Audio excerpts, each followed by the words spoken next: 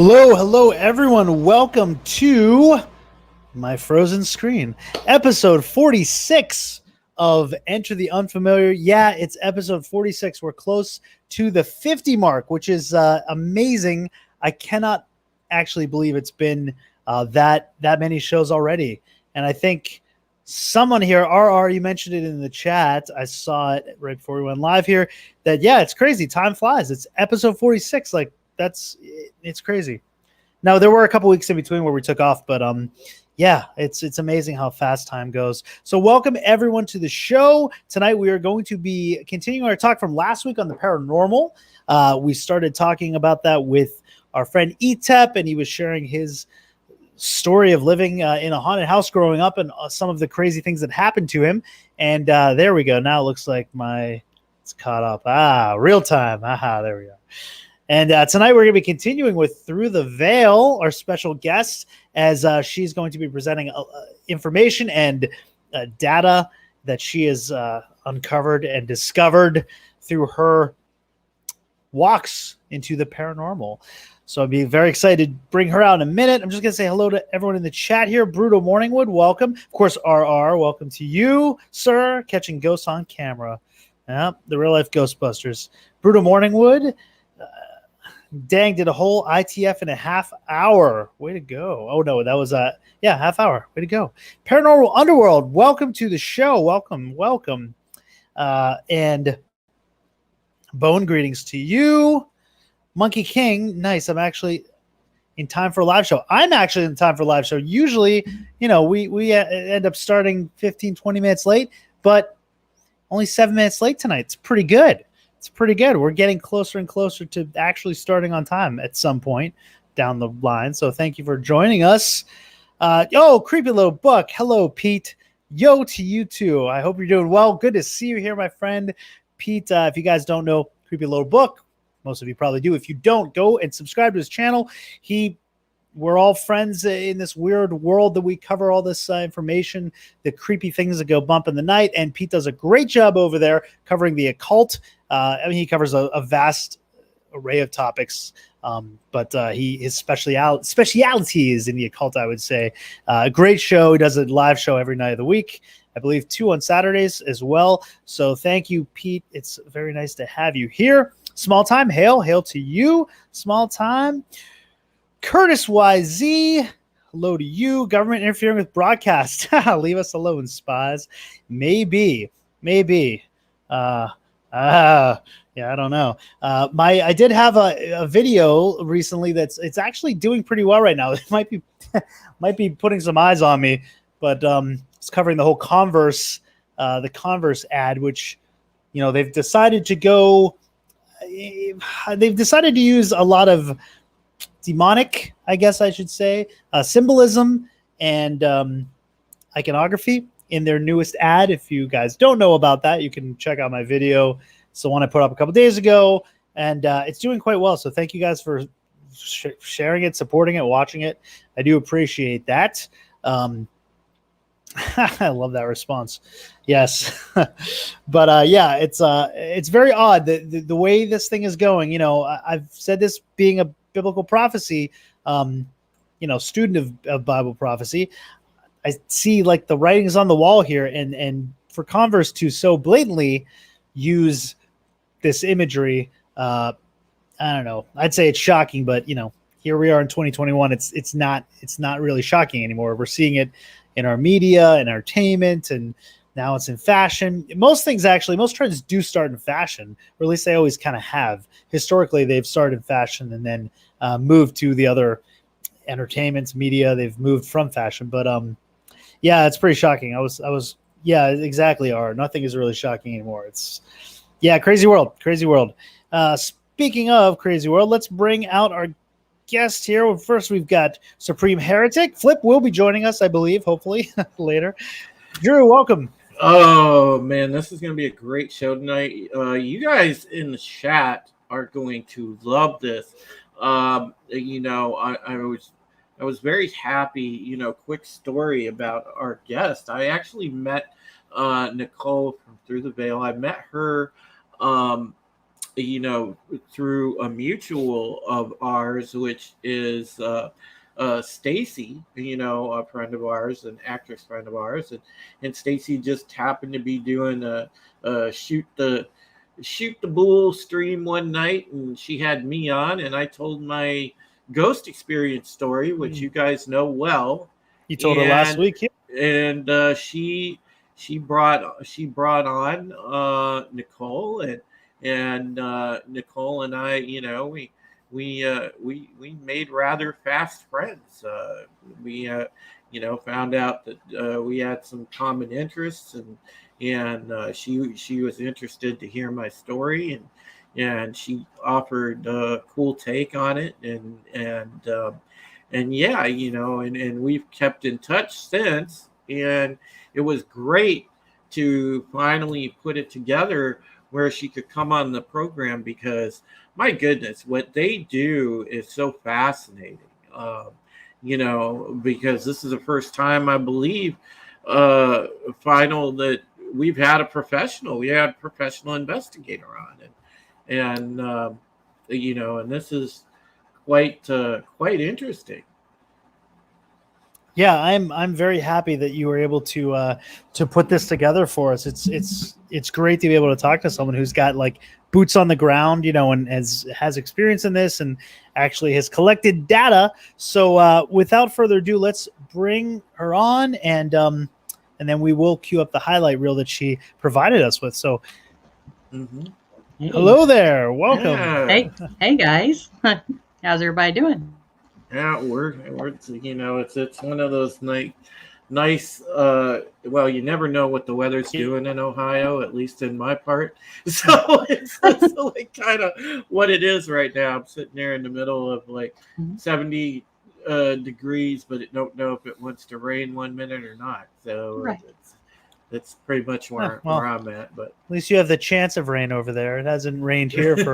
We had about an hour of a sprinkle like last week, and that was the most rain I've seen in months. So, well, I'm I thankful get it for your more. rain. I get it in my part more than Nicole gets it, because they are not by Lake Erie like I am.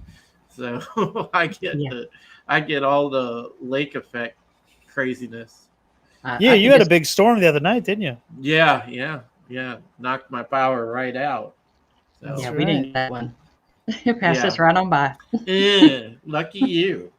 Now, you guys are both in Ohio. Ohio is because I'm from Pennsylvania originally, so I'm from Pittsburgh. I'm of that area, and it is kind of known as a highly charged, area for paranormal, supernatural events. I mean, Maryland, Virginia, the whole Civil War area. I know there's a lot of battlegrounds there, but Ohio is part of that, isn't it? Well, this state, I know, God, between what Nicole Mansfield, with the prison there, and then you've got like some of the other places, some of the actual places, like that you have to kind of hike some woods, whatever, like Gore Orphanage for stuff like that, where stuff happened to me, and Nicole probably knows, like, even the surrounding states here like have a lot of interesting attractions as well.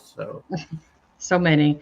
I mean, Ohio. I mean, of course, you have a lot of paranormal history anywhere, but Ohio, so close to, the eastern side. I mean, you have that old history, just like Savannah. It's just like, so you have older history, and just kind of fades into newer history as you go further west. But yeah, a lot of stuff.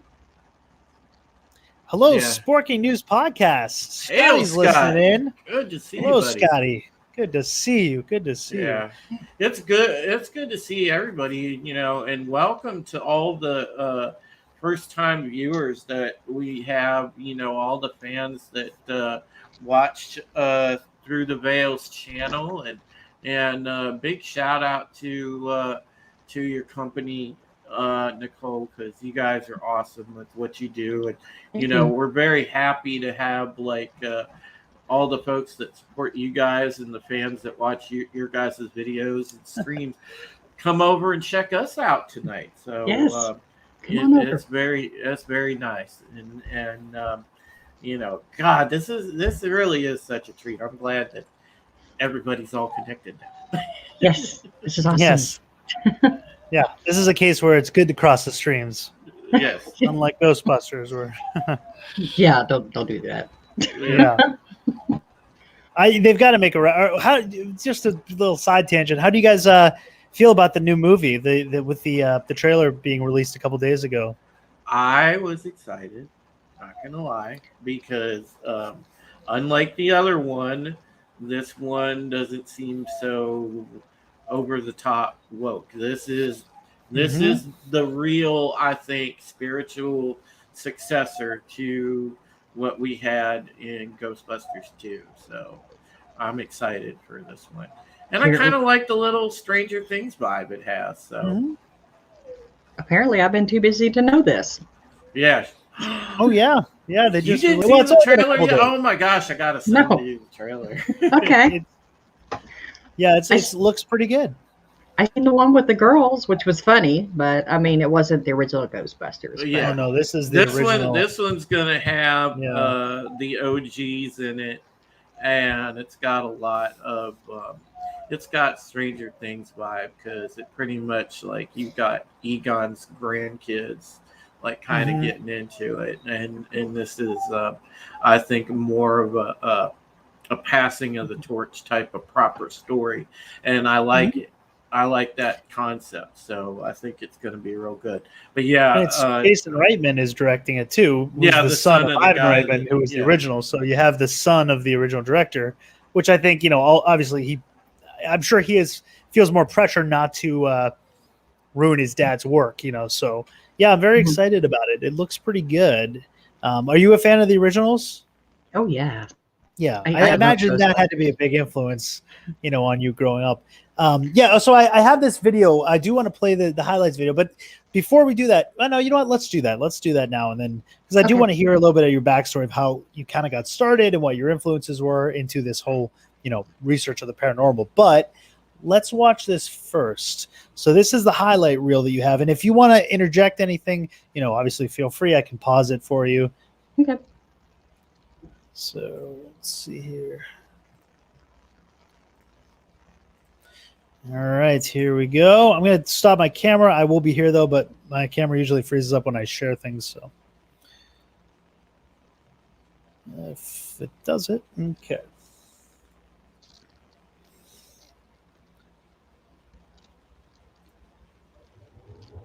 Imagine a world. Can you hear that? Did I share darkness. the sound? Are you able to hear that? Yeah, I can. I don't know if they can. Okay. Yeah, if you can, then everyone else should. Yeah. All right. A world where no one can see you. But TTVP, where the dead be. My name is Nicole. Child, I live within the ghost legion word beyond 15 of encounters. With my daughter, we visit some haunted, explore legends. It's really robotic over here. Bring reality and yours through the veil. Oh.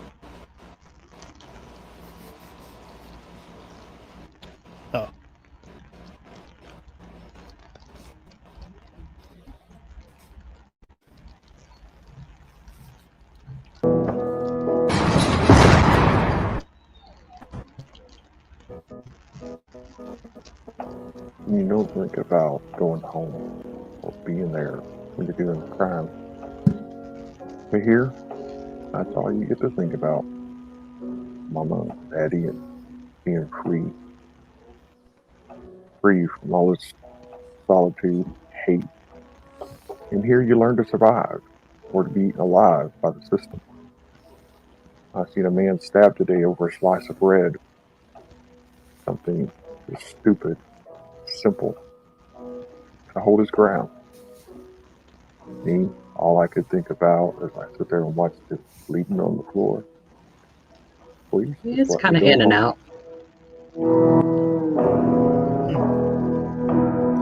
Okay, so it's kind of choppy. Yeah. Oh, that's weird. It's. Let me give it a second to let it load. Sorry, guys, if that's choppy. It's not showing choppy on my end, so must be my internet connection. But give it a second here and see if it comes back in.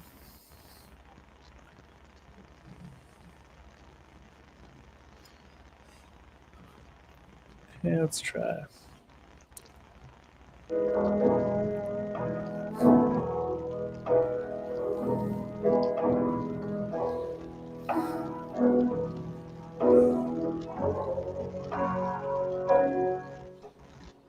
I turned 22 today. The warden brought me a new suit and my last meal. I want to say, I love you, Mom. I'm sorry.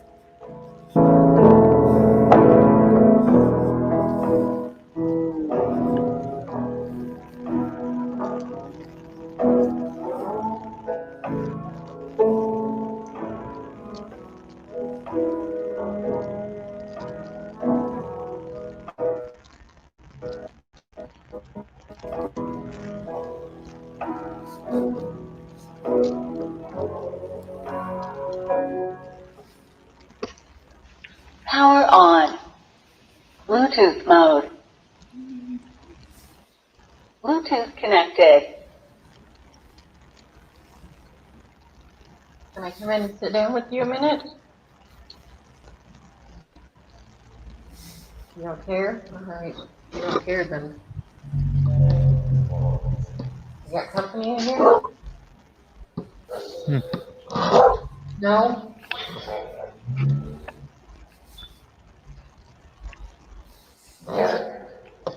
Those are pretty good drawings.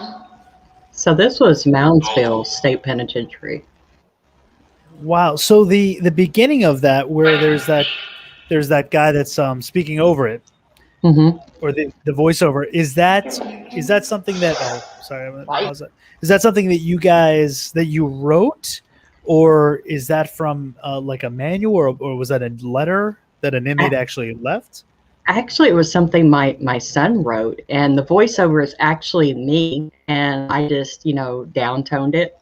Oh wow, because it's pretty creepy. It's a very nice setup for Yeah. while what you're looking at there. Yeah, that's a very good setup. Okay, so this is now you're inside of one of the cells, Mm-hmm. and then do you know who the story behind the cell, or who was in the cell, or the prisoner? I know there were two gentlemen that were in there. I don't know, people know too much about being here, but I am a psychic medium, so I do see them, I do hear them. So I know there are two gentlemen sitting there, and I just stopped to say hi to them. So when you walked by, you actually saw like Mhm. three entities that were inside there. Two, yeah. Two of them. Okay. Mhm. And Yeah. now, do they look like fully formed? Oh yeah, they just look like maybe a little more opaque. And are they see through at all, or is it more of a solid? They're kind of see through, but I see their clothes and stuff like that. I hear them. So, whenever I see a spirit, and we can get into this later, that's kind of what Yeah. era I know they're from is by their clothes. The clothes. Okay. Mhm. Wow. Okay. Yeah. Let's keep watching this, and then we'll definitely get into that. Bite you? No, I'm not good with that.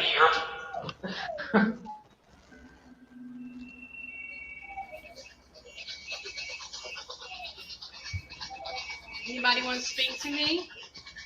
This was Bobby Mackey's. Yeah. This is really good.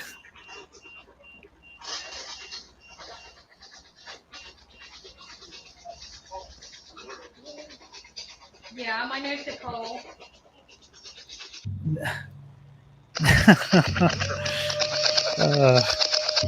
They just not. I wish you inked backwards.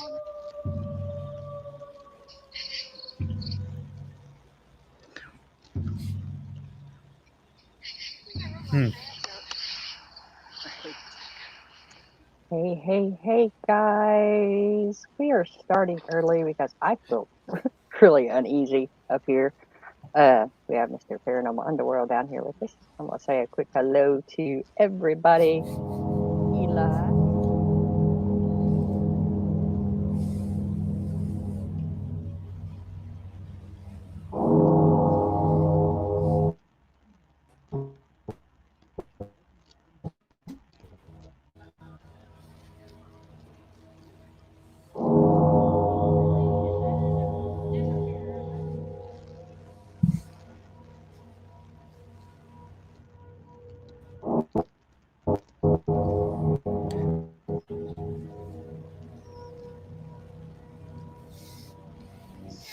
Hey guys, Through the Veil, Coast Round, and tonight, guess where we are at? That's right, guys, we are at the Missouri State Pen. We are going to spend 5 hours in here with some of the most infamous spirits on the bloodiest 47 acres Wow. in America. This should be interesting. I'm dizzy up in here. I ain't even no joke.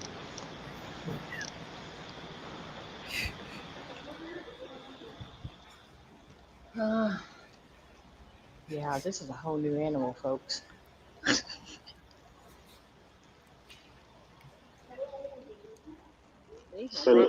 I brought light and toys.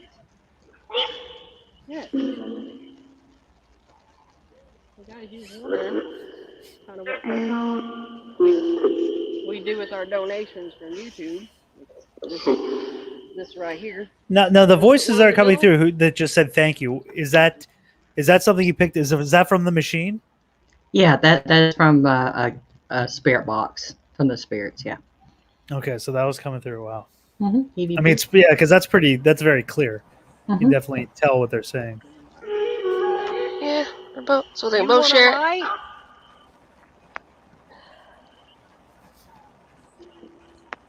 You did that?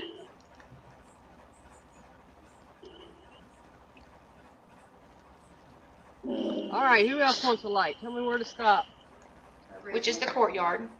Original part. This is your emergency room, waiting room, and triage. And what is your name? Nicole? Come on, Nicole.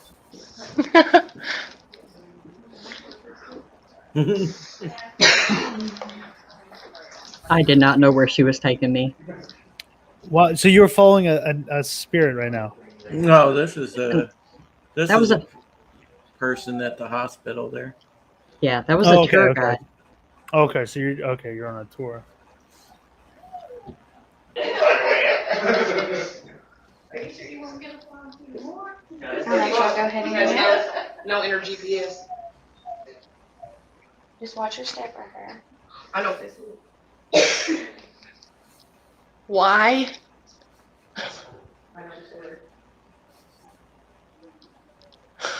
So right there, where you're looking at, where the camera's pointed at, you actually were seeing bodies. Yeah, I was seeing stacks of bodies everywhere. It was stacks of bodies. Yeah. Wow. So, okay, yeah, okay, wow. All right, let's keep watching. Well.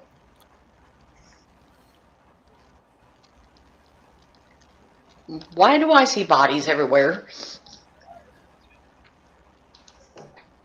That's for the body box. Okay, yeah, I'm good. Nicole's like, yeah, I'm good. I'm gonna step to the next room. Jeez, yeah. Sometimes the paranormal isn't always about slamming doors, shadows, and dark entities. Sometimes it's about the simple things, like in this video you're about to watch. Oh. You gonna come with me? Well, just don't leave the third floor, okay? I'm gonna turn this off. Yeah. So I think she's gonna stay right behind me. Just don't leave the floor, okay? You know you can't do that. But we're gonna go up here and we're gonna look for it. Okay, so just for a little context here, so there was a spirit that lost the clown doll.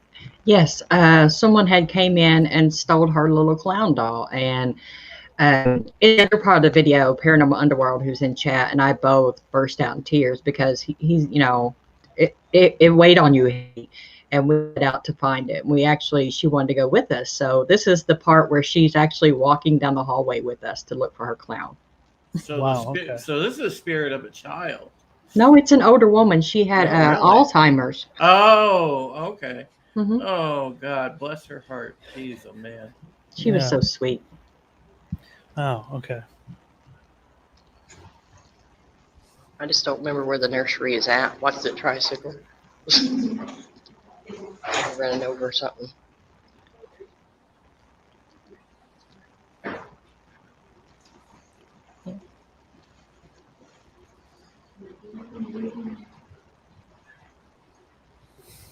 Okay, she has a hold of my arm. Okay, we'll walk slow.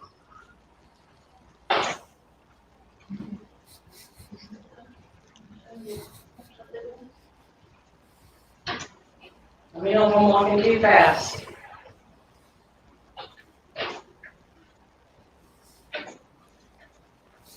I'll take you back.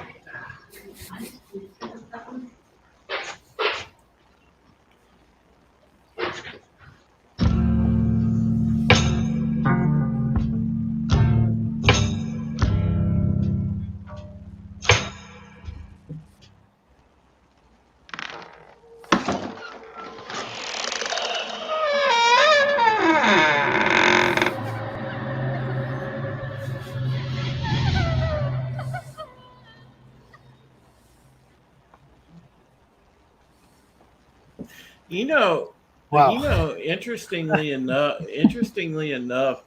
Nicole, up here, in my town. Oh no, Jason. Oh, there he is. Okay. No, I just hit the wrong. I meant to turn the camera on. Oh, okay. I kicked myself out of the. No, I was gonna say, interestingly enough. Oh, you see, I think all you'd have to do is talk to the city. The Chamber of Commerce up here in Lorraine, but I guess the supposedly our lighthouse that's out in Lake Erie is haunted up here in Lorraine. Oh wow! Because apparently, I want to say it was the Lorraine County Paranormal Society. Somebody went through there. And they did get active EVP from it and whatnot. But the thing that they didn't have that y'all have is they didn't have you. They didn't have media. Yeah. So there's definitely some activity. Yeah, I'd love going to these places and meeting the spirits and learning the history from them. I mean, it's awesome when you can help them too. It's even better. Well, that lighthouse is super historical up here. Yeah, I see that. That's one of our landmarks of our city up here. That would be awesome. Yeah. So, yeah. So I'm reading a lot of the comments here from Paranormal Underworld, which is pretty fascinating. Okay, so some of the questions I have. Well, let's start like what got you into this, and the ability you have to see these things and communicate with them. When did it start? Were you born with it? Was there like something that happened, an event that happened to you? Kind of give us the backstory that got you into this. Mm-hmm. Well, as far as I can remember, the first experience I had was when I was 5. And I would have an older man. He would come into my room and he would sit on the edge of my bed and he would tell me on the farm how to feed the quail and when to pick the corn and just tell me about the farm. And, I knew he wasn't supposed to be there. And I blabbed to my mom one time about this ghost that came into my room. Of course, I always had, support on that side. And she's like, okay, I'm going to sleep in there once because we'll just see what's going on. And she slept in there the next night and I, slept with my dad. And the next morning at the breakfast table, she goes, "We're moving." So she got like, it felt like cobwebs across her face. She Oh, could not, right.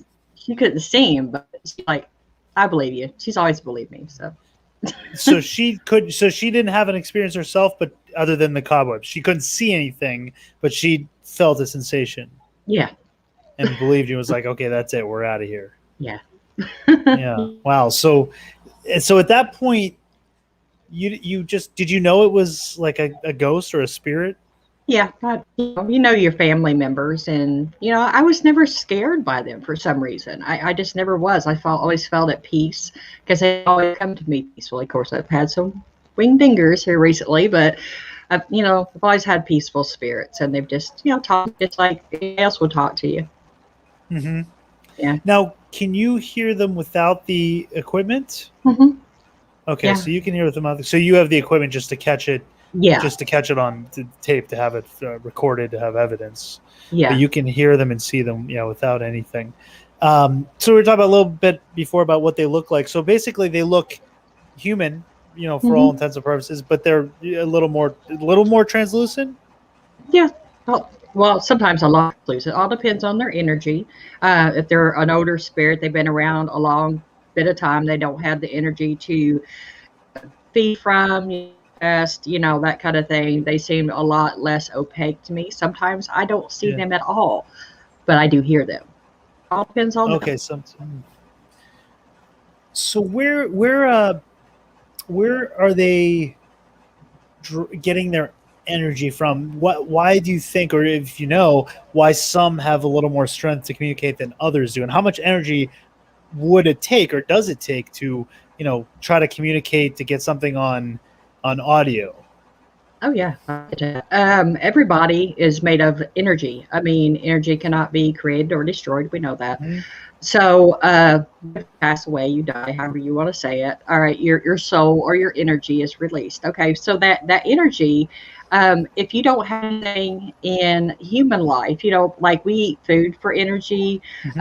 We get our energy from the sun, we get it from the earth. I mean, they get their energy the same way. So if these things are not offered to them, or they don't have someone, like you hear paranormal investigators going out, the batteries getting drained and stuff like that, they will actually use that energy. So if you have an older spirit that's has not had any contact with anybody, or they haven't had that human interaction like they're used to, then their energy will be low.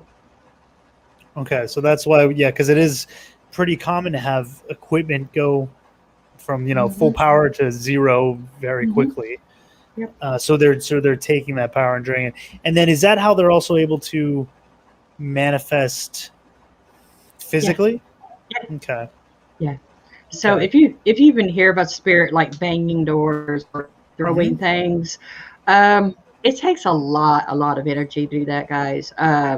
So if one does, I'm not saying it hasn't happened, because I have seen little things move, but it does take a lot of energy, and they're not going to use up that energy unless they really need to let you know something. Right. Yeah. And if they're not, like I saw Paranormal Underworld said they can eat. So what exactly is that? The energy, like they can eat energy from battery, or are they talking about physical food? Physical food. Underworlds, I don't guess he would mind. His daughter had passed away, and she'd come to me first, and we actually had her at the house. And this was actually a new thing to me, because I was like, oh wow, they do eat.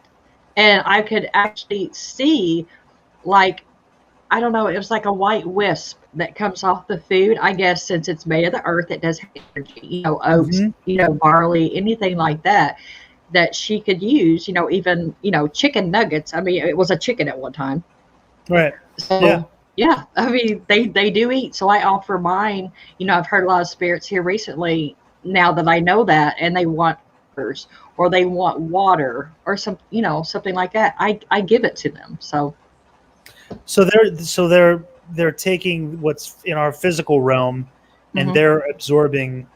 In their realm, they're absorbing the energy. So it's not physically disappearing from our realm. It's just, now, question for you, is that food, is that is that somehow lacking something in the physical realm? If they're taking the energy from from it in their realm, is that if we eat it, would that be then lacking something?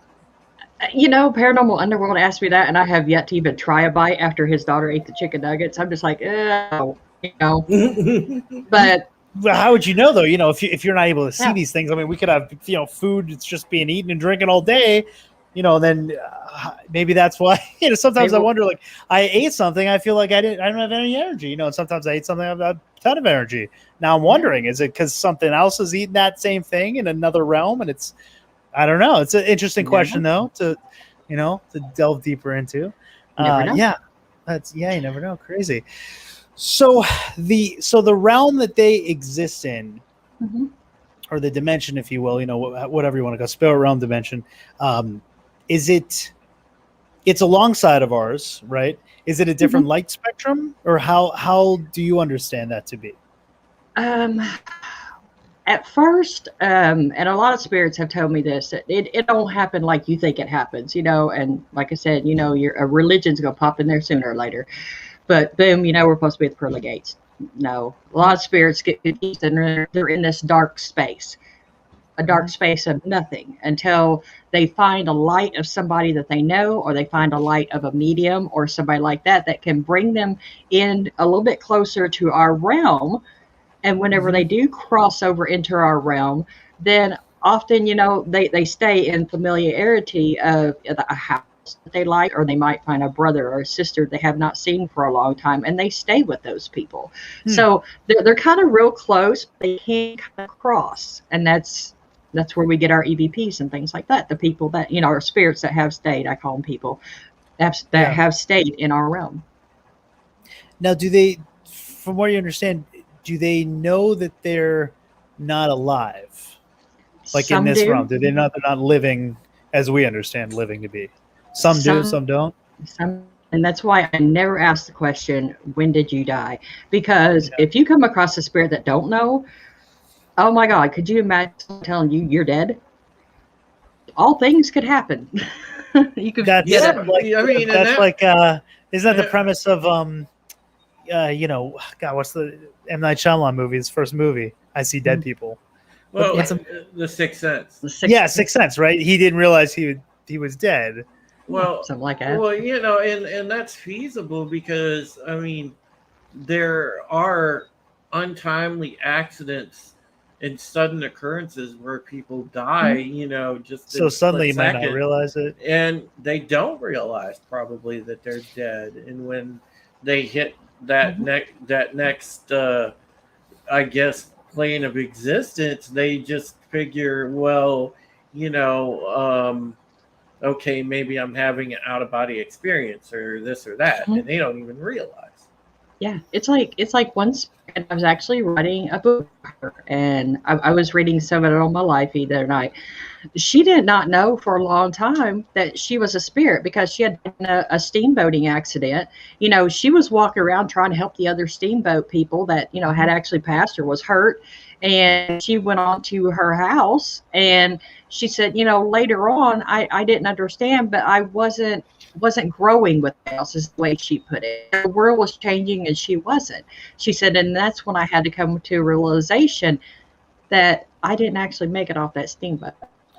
Wow. So you're kind of lose some sense of reality, I guess, when you cross over, where you're not told, because you think if you were in a dark space or no one was paying attention to you, you would realize, hey, something's not normal. Something's not right here. But it seems like they're sort of oblivious to that. Now, can they interact with each other? Like, is their realm? Are there different levels of, the spirit realm, or is it all they're all in one area together? I think they're kind of like, it's one realm, but I think it's it's kind of like us. If you live over there in Cincinnati, I don't know nothing about you. So, this spirit may not know about that other spirit over there, but there's somebody in proximity with them. They're going to converse back and forth. I've heard them argue on the spirit box whenever we're in the same location. So, yeah, I think within proximity, they know about each other. I wonder what it's like to hear a spirit argument Same as here in a regular argument. Yes. Yes, if they were just human at one point, if that were I don't if that's think the case, spirits then, are there cussing each other. Oh yeah, they do. yeah. Okay. Now, That's are they able to travel around quickly, yeah. or do they have to move? Do they kind of move like we move? I understand. And with Jax's daughter, and I had a spirit. Her name was Morena, and I was living in Missouri at the time, and she was wanting to go to Massachusetts. Well, my older spirit, which is Morena, she's like, I will help her do that. Explain to her how, I guess they fly through time and they have portals that they jump from jump to jump and get faster to where they're going, but they can get lost. They got lost on the way back. So, give them a light source and find their way back. So they got lost in that black realm is where they got lost at. With like darkness. They're just in sort of darkness. Yeah. Now, are the ones that are stuck here or choose to be here, is there a way to, can they choose to move on? Yeah. To, if they want the to. next, if they want, what if they don't want to? Do they know where they're moving on to? What's the understanding of why would they want to stay? Are they afraid to move on? Or they feel like if there's unfinished business, I can say it's one thing, maybe that it was a murder and someone has to solve this for me, but other than that, why would you choose to stay there? Well, a lot of people are connected to material things. I like my house. I like how things were. And like I said a while ago, I can talk to my husband again. I know I'm past, and I know he passed because he passed 20 years, but I can talk to him again. So they decide not to go on. But, everybody can want to. They just got to find the spiritual light is what we call it. Mm-hmm. Right.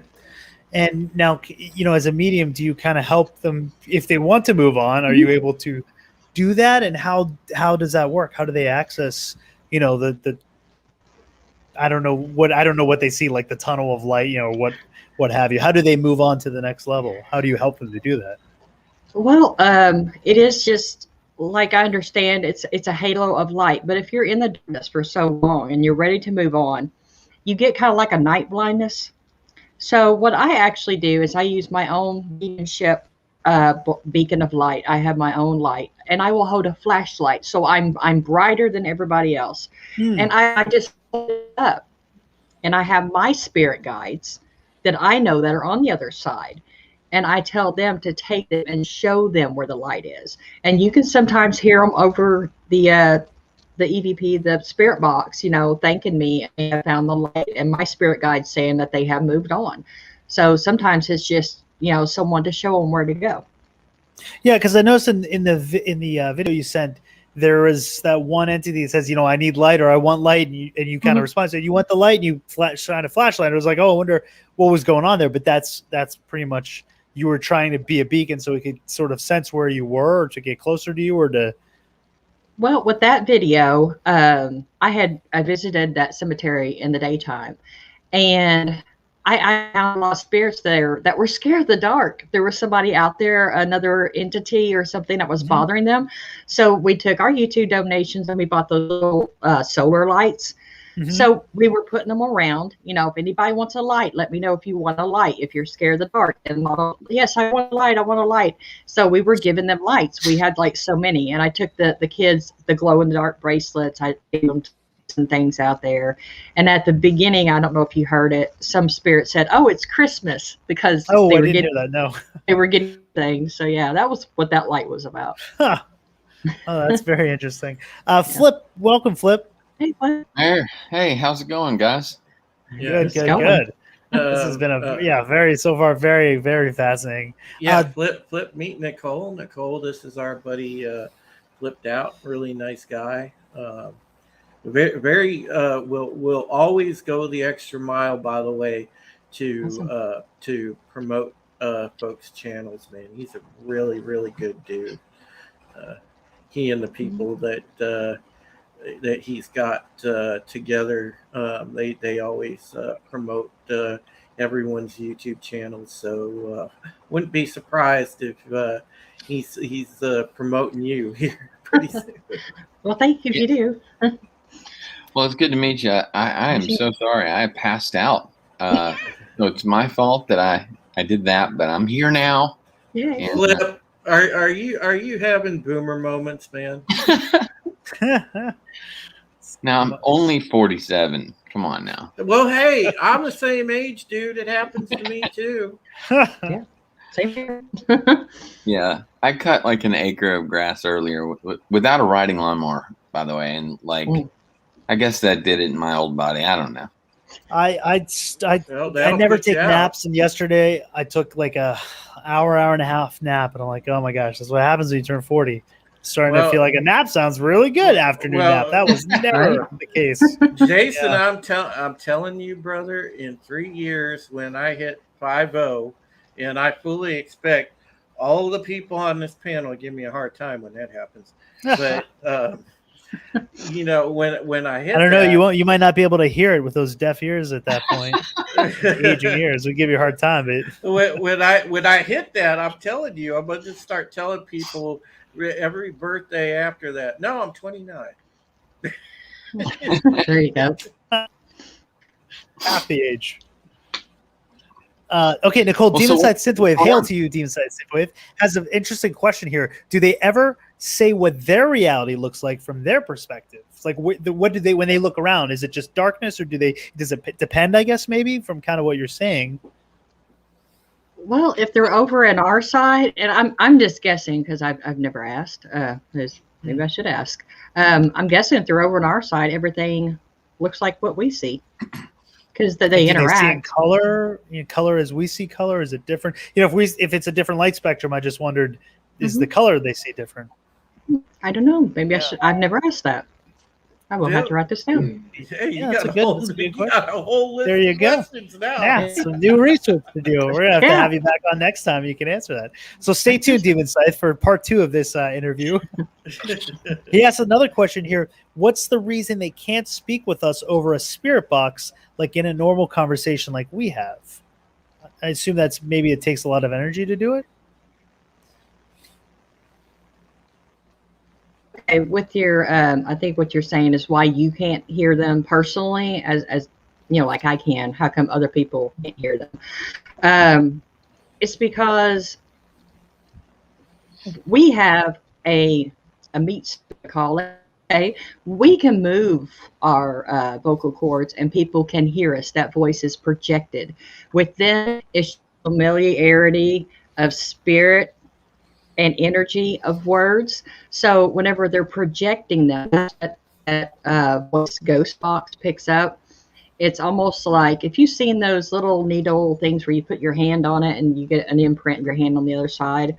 So when they're projecting a word, then that spirit box can actually pick up the sounds of it and give you a word of what they're trying to say. That's what we go with, whenever a spirit does speak on those things. Is it, content of where you're at, what you're doing? You have to listen to upper words and make sure it's not off the realm somewhere or off the rails.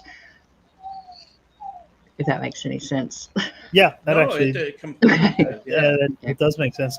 Monkey King, hello to you, Monkey King. I went to an all-night rave party at Old Adelaide Jail in South Australia.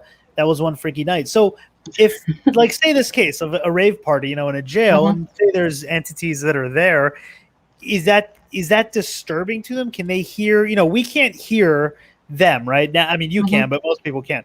Are they able to hear us, or is it also kind of the same thing? Like they can't really hear us unless they're attuned to our vibration. How does that work?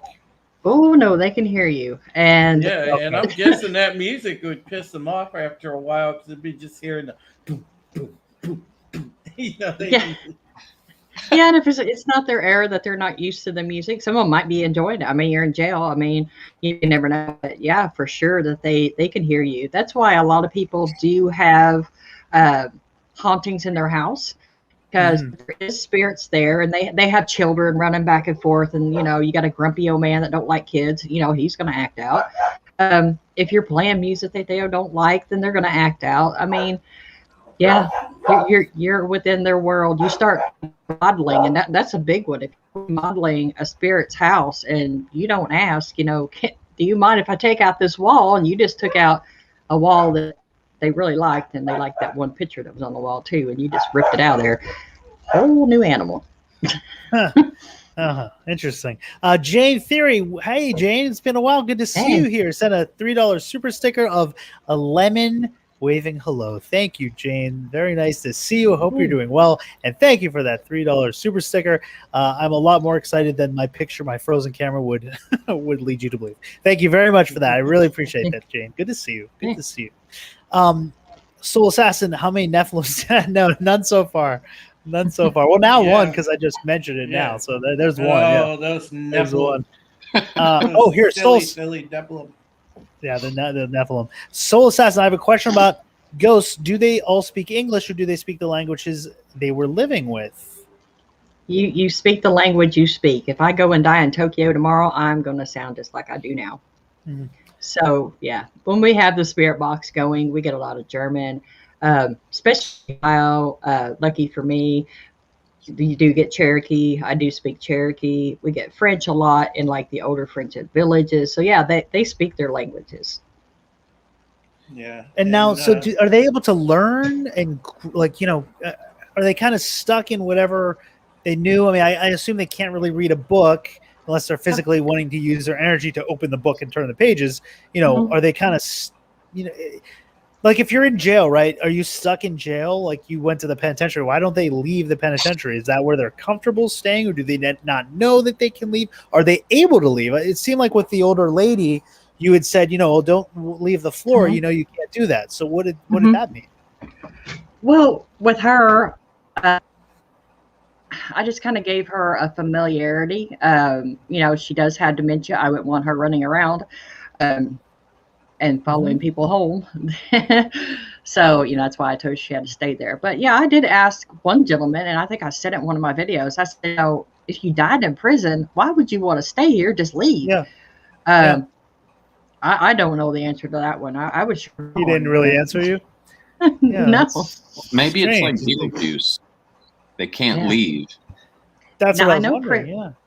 I know prisons are made of iron, and a lot of them I did read. The reason they did do that was to keep the evil contained. It's supposed to be like an old thing. I don't know why they made them that way, but that's what it's supposed to be, evil contained. So they thought iron bars. I don't know if the iron is stopping them. I wouldn't think so, because the doors are open. Just walk through. So I don't know. Because I've heard multiple theories, though, because there is a theory that's popular that, especially if somebody's had an untimely passing, they may be, if they have something unresolved, their energy, their spirit energy may be bound to that location. So I've heard of that theory, and then, of course, like Paranormal Underworld saying they aren't restricted. So, and I've heard that too. So, I don't think they're restricted now. Yeah. I mean, like you said, they're able to transport through portals or kind of time and, well, not time and space, I guess in a way it is time and space, but so now, are they, like with the transporting through time and space, if they go through a portal, are they stuck in our linear timeline? Yeah, see, that's what I don't know. I'm not able to travel with them to know. I can, just take what they tell me, well, I traveled through this portal, I go to this one, and I get there faster. I don't know if it's like Narnia. I don't know. Yeah, because it'd be, you think, I mean, I believe there's different dimensions in different realms. If they're stuck in one that's kind of attached to ours, but they're not really crossed over, they are sort of stuck in our time and space. They're not really outside time. They're kind of sort of they're sort of a part of our reality, but, yet just once removed, for lack of a better way of explaining that. It's hard because it's conceptual. I don't really know the answer to that, but I assume if they're in this time, they're kind of eternally just stuck inside of our timeline. Well, it's almost like that thin wall, and I look at it from a religious perspective in a way, because, like, you look at that thin wall, or I guess for lack of a better term, our reality is like their middle ground, and so because they're not crossing Yep. over to that next plane, Right. until whatever needs to be resolved. So either their spirit can graduate to heaven, I guess, is what we would consider it spiritually, from the religious perspective, or or whether they wind up in what we would consider hell. So this I is can see them wanting to stay if they don't think they're going. If they think they might go to hell, I can see them not wanting to move on. Or if this is maybe because I wouldn't even necessarily call this like purgatory or maybe limbo. I guess would be like Limbo. our existence. Yeah, limbo. I would say Yeah. limbo. They're kind of in Limbo between. sounds like Yeah. Yeah, they're kind of they're sort of in like a shadow world of ours. They're seeing like a shadow of our reality. Okay, They're so not really in it, but they're not really apart from it yet. So paranormal underworld. He says they don't get the concept of time. What could be a day to them could be a week for us. Okay, so right, they don't get the concept of time, but they're kind of still stuck in our linear. They can't travel through time. Like they're still stuck inside of our timeline. I mean, I don't think they're gonna like blast back a decade. Like they can't see the future, they can't travel the past. They're kind of stuck, inside of our timeline. I suppose is, yeah. But I can understand they don't get the concept of time. I can understand that because you're eternal. It's not. There's not really time as we know it, but they're sort of stuck within our linear time. He also said, Nicole, remember my daughter could see an old doorway that was covered up by a wall, and new doorway put in another section of that wall. Was that the one that passed away? Yes. Okay. Yeah. Oh, Yeah, wow. I didn't know there was a door there because I had seen the lady of the house that we called her Mrs. Shooker, and I seen her once before. She would pass through the door or through the wall on the other end. I'm like, okay, maybe she's just passing through walls. How ghosts do, whatever. But whenever his daughter got there, and she's like, no, there used to be a doorway there. She said I could see the doorway, and she would even pass through there. And I'm like, okay, so they see things how they were. They can interact with things how they used to be. So I guess each dimension of years, I guess they can interact with. It's deep subject. Right. Yeah, that's interesting. Is it possible, Nicole? Is it possible that these are just demons playing with you? No. No. No. She would feel a demon. So have you come across one of those though? Yes, I have. Yeah, let's talk about that. How do you know if it's a demon? So for your understanding, what is a demonic entity? Where do you understand that they come from, and how do you know the difference? Okay, well, I'll tell you my experience, and then I'll tell you what I feel is the difference. Okay, we had moved into a house. I was probably 15, 16 years old.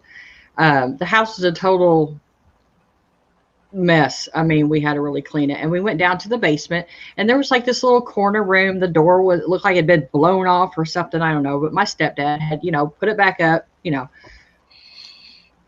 2 nights later, we started having smells in the house. And I'm not talking about your ordinary smells. I'm talking backed up sewage smells in the house. Strong sulfur? No, it smelled like poo. Oh. Yeah, like it'd been out there for a while. And, we're just trying to, maybe it's just the house. We'll get somebody to come in, look at the plumbing. All that seemed to be clear. I would lay down at nighttime, and the left corner, I remember, of my bed would raise up. And I'm like, what in the world? I'm used to spirits, so I'm just like ignoring it, roll back over and go to bed. And I kept telling Mom about it, it's probably just one of your spirits. And we were laying there one night, and we actually hear this gigantic thud. And we get up, and my brother, he said he heard it crawling up on his bed. It was breathing heavy, and he just reared back and punched the thing, and apparently he hit it and it hit the wall, knocked down his posters and stuff so like he that. physically Wow. interacted with it. Yeah, so he physically interacted with it. I mean, just days. I mean, it progressed where our chairs were doing the whole poltergeist thing out away from the tables. My mom was having really bad visions. You know, when she would wake up, she would see like big balls of orange and everything. And so we Like were orbs? Yeah, orbs. Stuff that's usually associated with UFO encounters. Yeah. So, I had long story. I just stayed away from the house except for that one day I come in from school, and I was tired. I had a long day, so I lay down on our sofa, and we didn't have any pets at that time, and I'm laying there about half asleep, and I'm not half asleep, then I'm delusional, and I see this big white cat on the back of the couch. And I'm thinking, well, how did that get in here? Of course, I'm 15 years old. I'm like, oh, hey, kitty, kitty. And I go to pet it, and its mouth opens up wider than it's supposed to, like it just flops back broken. Yeah. And I'm trying to get up, scurry off the couch. Whatever this was picked me up before I could even get off the couch, threw me 4 feet across the room. Whoa. I'm trying to stand up. I could smell this thing just all in my face, the power of it. I can't even get on my feet. It has me again. It throws me another 3 feet over toward the other side of the couch. I'm still trying to stand up and scurry toward the door, and it's just grabbing me. And I just can't get away from this thing. And I finally just get a hold of the door, and I tumble outside, and I'm on my hands and knees. I look like I've got road rash everywhere. And I go across the street and sit until my parents get home. Wow. So what did it look like other than the demonic cat thing? I couldn't see it. Okay. It was a force that really stunk. So you asked, so you asked me the difference between a spirit and a demonic spirit for me. Mm-hmm. I don't think regular spirits, I mean, if you ever dealt with a true demon, they put a fear in you that you will never forget. I mean, they are not going to play around, and they will mess with you for the rest of your life. I have PTSD to this day. I take meds because of that thing. Is there a possible way when you pray, like, did you consider doing that, or have you talked to people who've had a situation with a demon where they prayed and it went away, or pissed them off more, or what? Usually it just pees them off. Really, I've learned prayer is just power of suggestion. I mean, if you have a lot of faith within yourself, no matter what that faith is, then you could probably ward the thing off. I never witnessed no exorcisms or nothing like that. But the things that I see and interact with, I see their aura, I see their clothes, I speak to them. I could take the knowledge that they tell me about things and actually put it to book knowledge. So I know that they're a human spirit and not whatever that was I was dealing with. Wow. Yeah. Do you any idea do you believe it was a demon? And if so, do you have, where do you think they might come from, or it might have come from? I'm pretty sure they come from Hades. They have, soldiers. I mean, just like, heaven has archangels. My tech, which is autistic, she sees archangels, have seen a couple of those, protectors of that realm. So I'm pretty sure if there's protectors of one realm, there has to be evil of another. You can't have one without the other of existence. Right. Yeah. Now, so you said your spirit guides, is that a human, or is that, like an angel, or what is that to you? I have one that is an angel. I have one that's an older lady, and believe it or not, I do have one that is of the D word. A demon? But he was gifted to me, but I keep him back there. Yeah. There's been several videos where, I think Moundsville was one of them, where my eyes go from black to blue. I mean, they change weird colors anyways, but to see them fully black, that was him. Like your whole eye went black, or just the pupil, or like the whites, everything? Everything was going black. Oh, wow. Yeah. Full black-eyed. Yeah, it was caught. And I think that was him coming forward to protect me of something that I wasn't aware of, because, I've never really seen them. I've always felt them or know that something's there, but I don't see them like I do my human spirits. Oh man, Very interesting. well that explains a lot to me because I've been before in places that had activity, and I'm not talking just Gore Orphanage, but and you know this from us chatting, Nicole, because I explained to you about my empathic sense, and I can't necessarily like see spirits, but I can feel them the same way as I feel the emotion from people in a room. Right. Yeah. You have your impasse. I mean, if all the people could work together, I mean, the impasse, I would actually send them in first, on the investigation. Tell me what, you feel of this place, come out and tell me, does it feel bad? Does it feel good? Can we go in there? Next, I'm going to have send to go in and see something that you don't want to see. That I'm getting a phone call like, "Hey, Drew, we're recruiting you for cannon fodder." Right. Yeah. Get in there and let me know how it is. Thank you, Gene Rick, for a super sticker of a cup of coffee. Thank you very much, Gene Rick. I appreciate that $3.99 super sticker. Thank you very much. I do appreciate it. There you go. There's a coffee. Coffee. Yeah, the next people I would send in would be my psychics, so they can either perceive anything that's going on or anything that had went on in that place, and they come out and tell me what they got, and then I'll take the mediums in there and talk to somebody and tell me what's going on. Everybody's useful. Yeah. Now, that's interesting. About the different, these different entities that kind of communicate with you as guides, but there's a dark one. Now, how would you ever trust? Why would you ever trust something that is of a, I don't know, a demonic type entity? I mean, if you came across something that picked you up and threw you against 4 feet in the wall, Well, I didn't ask for it. I was telling a friend of mine, he is actually a Hungarian and Egyptian. He is into the dark arts. And I was telling him my fear of the demonic.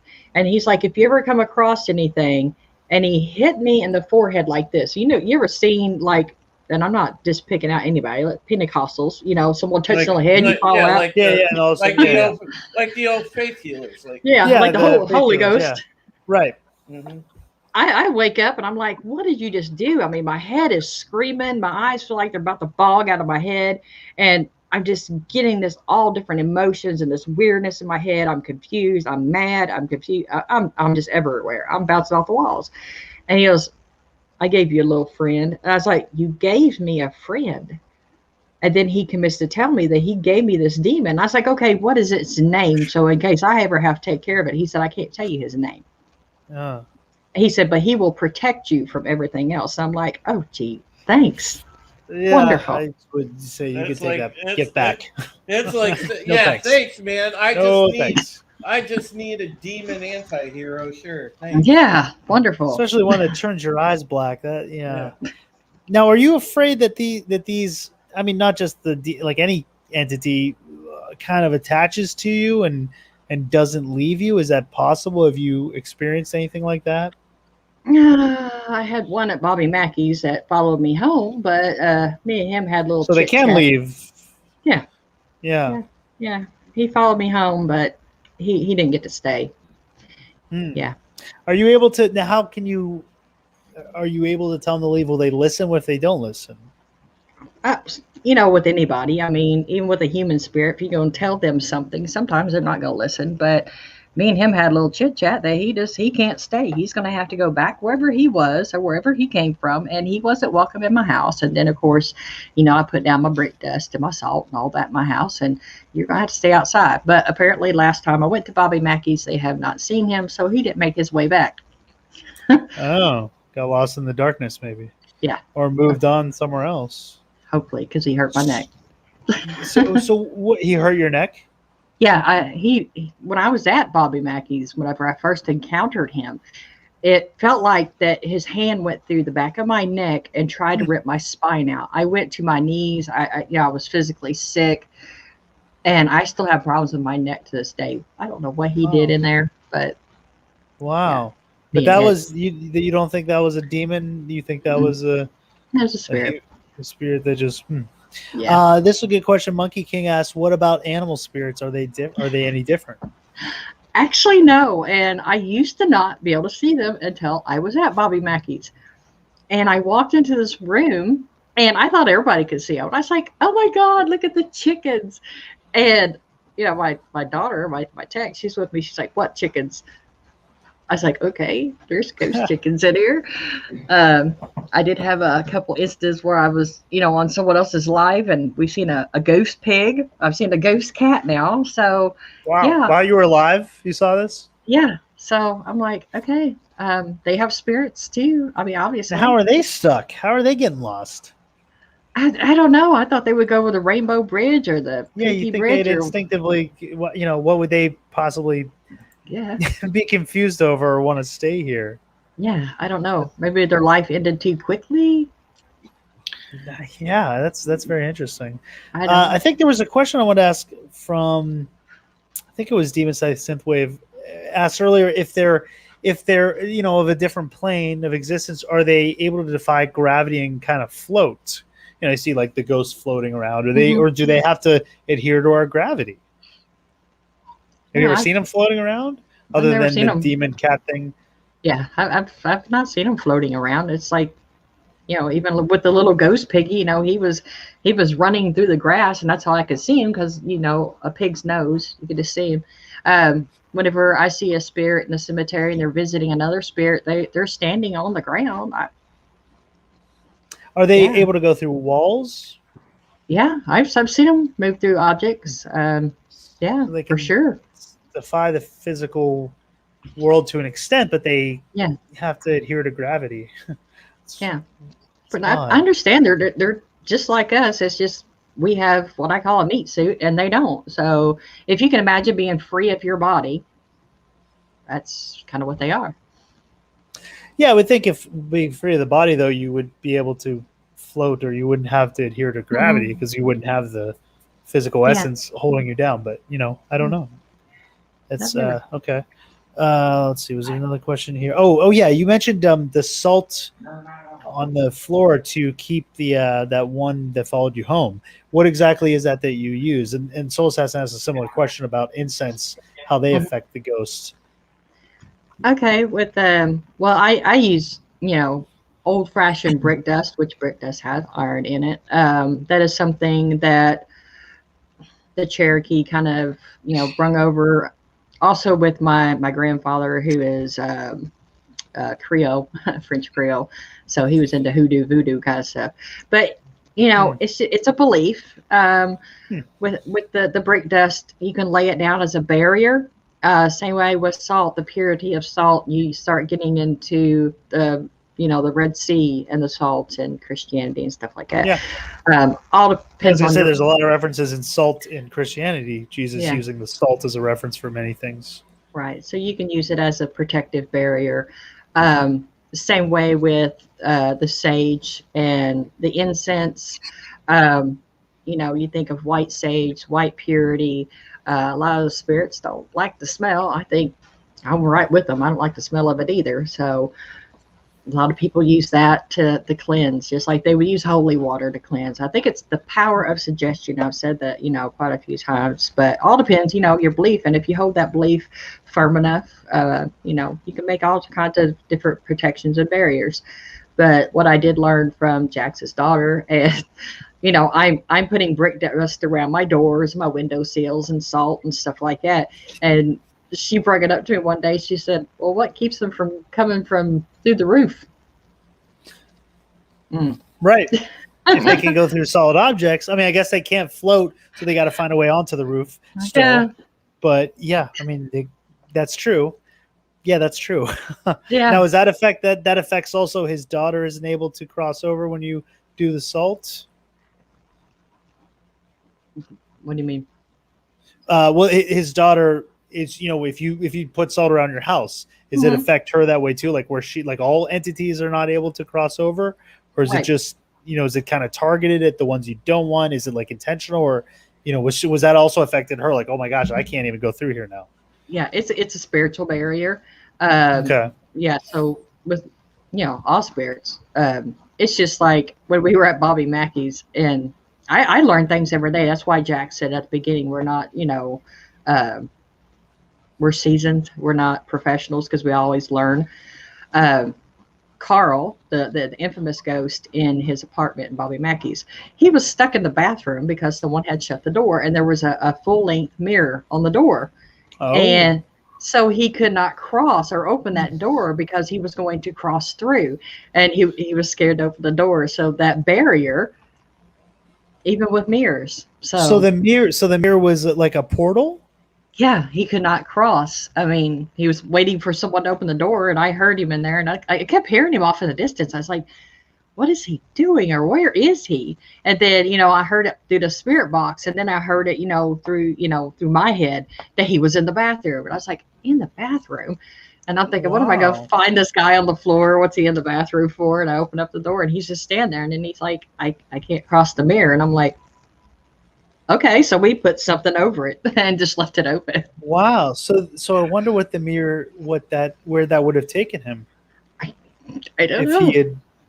I guess he knew though, right? He must have known that if I cross this, I'm gonna leave this realm or leave this place. I wonder, he was scared to cross it though.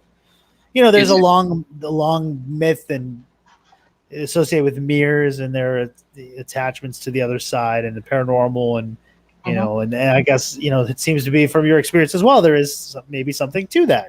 Yeah, I always thought it was a way that they could kind of travel from mirror to mirror, like a portal.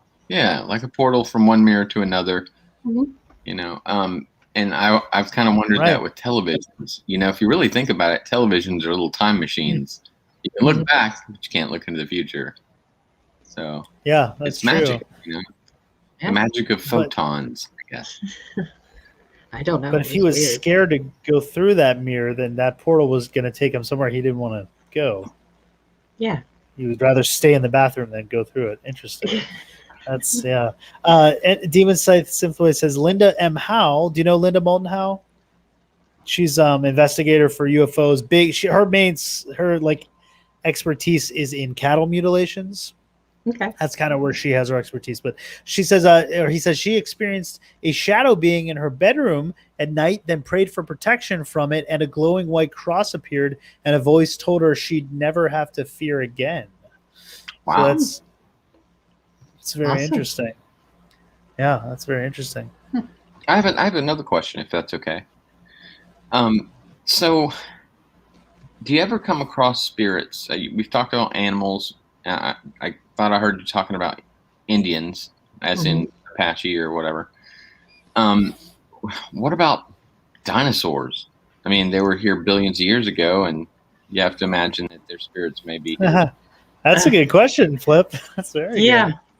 I have yet to, because I said, help me, Lord, if I see a big old dinosaur out there. But no, I have not seen them. But since I have started seeing spirit animals, there's going to be a day I know I'm going to look out there and see some Bryosaurus Rex or something. I don't know what it is. And everybody's asked me too if I've ever seen like Bigfoot spirits or Dogman spirits, and I'm like, not that I know of. I mean. Get to ask the. Or what about this one's for you, another monster. What about like a giant, or as I would say, Nephilim? What about a giant spirit? Some of the legends of the giants of old, which in the Bible is called the Nephilim. 6, 8 feet, 10, 11, 12 footers, anything like that. Have you seen anything that's I don't think that thing is human. I think Paranormal Underworld would be the one to talk to on that one. He had an experience with the 8-foot people shadow things that took him off, and he got like weirded out. I don't know what happened with that. Oh, wow.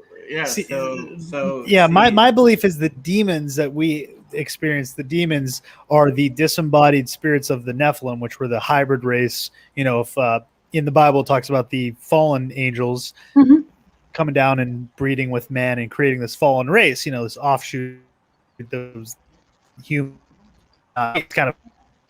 And that when they died, they couldn't go to hell, so they're stuck, to roam the earth. But they have a lot of power because they're coming from half being half angel, and that they became the demons, that we call to just kind of torment humans because they're jealous of us, that we don't we don't have the same problem that they have. So that's very interesting. Yeah, that's interesting. No, Nicole would say, say run. If you see in the chat to kind of explain this to both you and Jax, Nicole, see the folks that watch this program, it's hilarious because every time they started giving Jason a hard time because every time he says Nephilim or somebody says Nephilim, everybody's like, "Hey, it's time to do a shot." They created a drinking show, a drinking game out of it. A drinking game. Yeah. So it's like I ain't got nothing. Nephilim is the drink word now too. So, yeah. Okay, so he says, I can tell you a story on ghost giants. One took me over. Yeah, I would love to hear that story. That's very interesting. Yeah. Ghost giants. So yeah, I'd like to know more about that. Yeah. Well, we're gonna have you on as well then. If you want to, Jax, you'll have to pop on. We'll do a part 2. So Nicole, you can ask the question. What was the question that Demon Sight Synthwave asked that you've never asked before? Gosh, I forget now. Gravity and colors. Gravity, something else. Color. Oh yeah, what they see, what their reality is, what they see. Yeah. Right, so maybe we'll have to have you back. You can ask that question next time you get a chance, and we can have Paranormal Underworld wants to come on. I'd love to have you on as well. You could tell that story. So we anytime. Great. We'll definitely do that. We can ask the other fun questions now. So to kind of cross into like other realms of unexplained phenomena. So Nicole, what is your take? Because I know you said that people that do squatch hunting. What is your take on it? Are you a believer or a skeptic? I am a high believer because my grandmother, who is full-blooded Cherokee, she actually she fed the Bigfoots. I do have her wooden bowl out there somewhere. They are the protectors of the animals and the realm of where the Indians are. They keep each other safe. They have a mutual understanding. So my grandma will take them out, food and stuff on the garden and stuff like that. So she fed the Bigfoots. Never seen one, but. And there is story after story of that in different Indian lore of, the same thing, that they are protectors, and that falls in line with a lot of the stories we've heard about that. Where do you think they come from? You're just, any guess you have? I think they've always been here. Honestly, I mean, how long have the Cherokee actually been here? So if the Cherokee's been feeding them for that long, I mean, they've got to have been here for a while. Yeah. Do you think they're just another offshoot of, another species, another animal type species that's kind of somewhere close to us? Or do you think they're a hybrid that, somehow the genetics were messed with at some time in the past? Or do what do you? Just to put it out there, I would say that they just for the heck of it. I mean, I would say they're pretty much like us, but they never got those certain cells that we got that changed us over. So and that's very reasonable. There's a lot of people that have had sightings. They claim that looks very, very ape-like in certain types of features, but when you look at like the facial structure of a Bigfoot, it is very human-like features. Like the caveman. Except they don't sell Geico insurance. I don't think they look good in khakis. but the other big thing, that we talk about on the program a lot is, and for fun, I wanted to ask both you and Jax about this because I know he'll probably respond in the chat. Have you guys ever seen a UFO? I have. I have as well. I have multiple. Yeah, me as well. All of us. Yes. Now, have you ever seen a spirit of any other kind of it? Okay, first of all, let's just say, what do you think? What do you think is piloting them? Do you think they're our tech, that we just haven't unveiled to the public? Do you think it's of another planet? Do you think it's interdimensional and that it's some other kind of entity in control of them? What's your opinion? Oh, I think it's got to be like interdimensional. I mean, if they made us, we're out here on this planet, there's got to be other stuff out there. Can't tell me there isn't. And I just don't know why they didn't lock their doors and why they would show up here. But yeah. I mean, we're here. I'm sure other things are there. Why wouldn't there be? We can't be the only ones. Maybe you've never seen any kind of alien gray spirit or anything like that. Mm-mm. No, I've never had an encounter other than seeing strange craft. That would be another good question to ask. Although they might not know either. But any of the spirit entities, being on the other side, tell me about this. What So it'd be interesting to see what or maybe your spirit guide. Hey, what about these aliens? What about these? Where are they from? What are they? Mm-hmm. What are they? Be interesting to see what the answer would be. Well, that you would get from if they're recently or fairly recently formerly human, I don't think they'd know anything beyond what we know. the spirit guide, if they might have a better idea, right? Not really the spirit that's stuck in a jail cell, but one of the guides that's a little more, I guess, knowledgeable of the other side, and maybe they would have a better idea. A salt of the earth been around 100 years spirit, right? Well, especially if it's an angel of some kind, then I mean, sure, they kind of should, know whether they tell the truth or not. Who knows? But it'd be interesting to find out what the answer would be. What you would, what you'd get told. Be a good question, I think, to ask as well. Jack says, I think aliens are here. They've been here all along. We are them and they are us. And there's a case to be made. Like they're future humans and time traveling? Could be. Or there's also the ancient aliens theory where, again, the planet was seeded. And there's always that theory, and that is not entirely implausible. Because remember, in all the religious texts that we have, how our religious deities are portrayed, and how they're technically pictured. Even if it was even if God did create Adam and Eve, that's still technically not extraterrestrial because it's not of Earth, so one way or another that's the case. It just depends on who created who you believe created him. So again, it's open to interpretation, but man, there's some interesting things, some interesting dots you could connect conceivably. I mean, what fascinates me is like with the Egyptians and the pyramids. I mean, laser technology. I mean, they actually went into these rocks and how they were shaved off. I don't know if they about that could have happened way back then. And then they they found this other city. I can't remember what they called it exactly, my brain. But there was perfectly round rocks. I mean, like smooth, like you would find, in a store or somewhere. But they were like 3,000-ton boulders that were completely smooth. And they spun on an axis of a wheel. And they found these things buried in the moss. And I'm like, where would this technology come from? And they're like granite. I mean, you're not going to just like smooth off granite. No. There's a place. Yeah, there's a place. I believe it's Sacsayhuaman in Peru, and they have these stones made of andesite, and andesite's one of the toughest rocks on the planet, if not the toughest rock.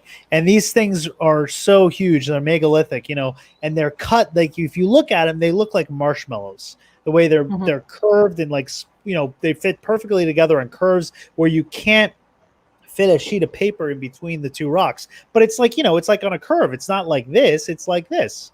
They're actually curved, and it's impossible. It's hard for us to do today. We'd need lasers, and it would take a lot of power. But it would have been impossible to do it 40 years ago, 50 years ago, let alone a couple thousand years ago. And by hand, that would just be. And by hand, yeah. And they didn't have the tools to be able to chisel. Like, you need lasers to be able to cut them at all now in the modern age, in Modernia. So forget ancient times. The precision's amazing. Yeah. Soul Assassin did ask, I want to get this question. Sorry, Soul Assassin. Are there any Hollywood films that come close to what the spirit world looks like? I guess we don't know, though. That's going to be part 2 when she asks. From my point of view, theirs. Yeah, I guess from your point of view, since we don't know their point of view yet. Mine, you would actually have to mesh 2 movies into it. I mentioned it before. One would be The Sixth Sense, the little boy that sees dead people. Yeah. The other one would have to be 13 Ghosts, where the guy where he touches the ground and gets the visions of everything. Got to take the pills. Yeah.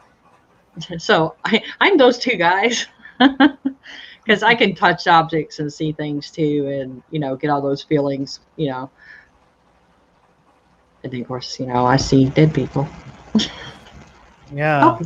Now, if you touch an object, do you have like an instant vision? Like, do you have a clear vision? We kind of talked about this last week with Drew has experience where that entity kind of took hold of him, and almost like a possession type thing, where he just got flashes of her, this past, of this experience that this ghost had gone through, or this entity went through. Do you see like visual, what does it look like? Is it like your mind's playing a picture? Is it like a dream? How would you describe it the best way you could?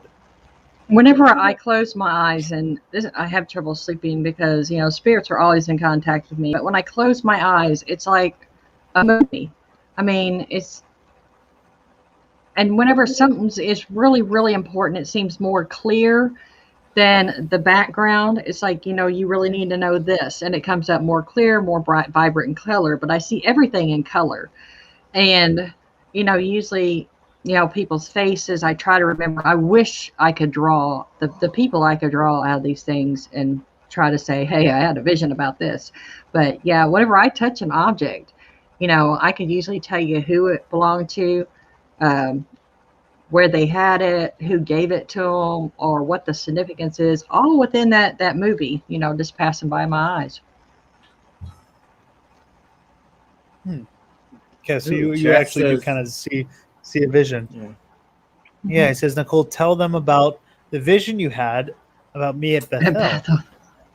Oh, yes, we were at Bethel, and that's the one in the intro. You see me touching the stone, but we had went out there to sick a time, and I'm sitting there and I'm just doing an EVP on the old church steps. They don't know if these ritualistic people had burnt it down or this demon thing had burned it down. But anyway, I'm sitting there and I'm just doing an EVP session. And, I've got the spirit box, down here. I've got the millimeter going. It's going off. But, just sitting there talking to the spirits, trying to figure out what we could see, what we can, And out of nowhere, I see this person rush up to my left, kind of get up on, Underworld's back. He was a smaller guy because, Jax is like 6'1" or so. So, he was shorter than Jax, which is Paranormal Underworld. And he takes a knife and just stabs at the top of his head. And if you ever see himself, he stabs Paranormal Underworld in the head. So he's got this knife in his hand, and when he jumps up on him, he stabs him.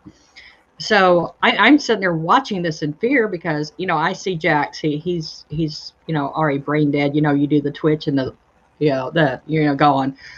And wow. I'm trying to get to my daughter because she's autistic. She's slow. She's, I want to get to her, and I'm frozen. I can't get to her fast enough. But I hear these people rushing up on us. And about the time I get ready to get up, I realized these people are not here. It hasn't happened yet. Wow. And that's when Paranormal Underworld starts seeing flashlights off in the woods. And I was like, we got to go. We got to go now. I'll discuss it when we get in the car. We got to go. So, wow. We just pack up everything and leave. So you saw a vision before it happened. Yeah, it's a premonition type of vision. Premonition. Now, where do you think that came from? I think it was my angel guides telling me an alarm given me, because it was real. I know I had lived through that moment, and they were just giving it back to me. So that's whenever, I kind of come to my senses. Oh no, we got to go and go now. I'm not even explaining it until we're gone. So Now, okay, so that's fascinating. So, like something like that, do you think it's is this something from another timeline, or this something that is it a possible future? Is it a future that happens in a parallel? What do you think? Is there like a parallel dimension? I mean, I'm just asking for the fun of it, but is this something that possibly could happen if you don't make a decision, or is this something that did happen? Is there some sort of time, I don't know, rewinding of time or something where you? I think it's part of my psychic premonitions. I do have those from time to time. Like I stopped my brother from getting on a plane because I seen it going down. He actually decided not to get on a plane that day, and that was one of those that went down from Texas. So I do have those from time to time. They're rare. Wow. So whenever I had that moment and I knew, just about the plane and with him, and I've only had like 3 of those in my life. I'm just like, yeah, let's listen to this one. I have those as well. Yeah. I had one the morning of 9/11, 2001. And it is rare. It's so rare. But they're real as us sitting here.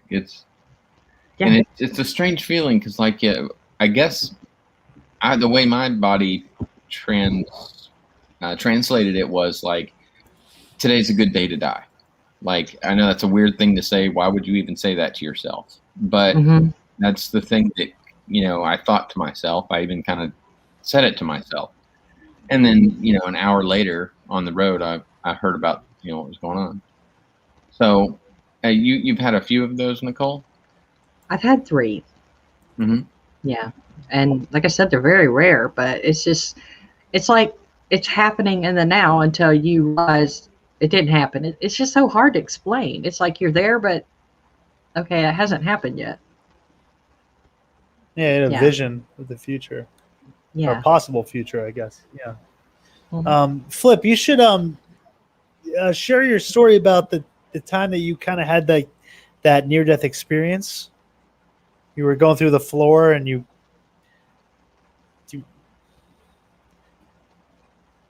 I'm Flipp, you there?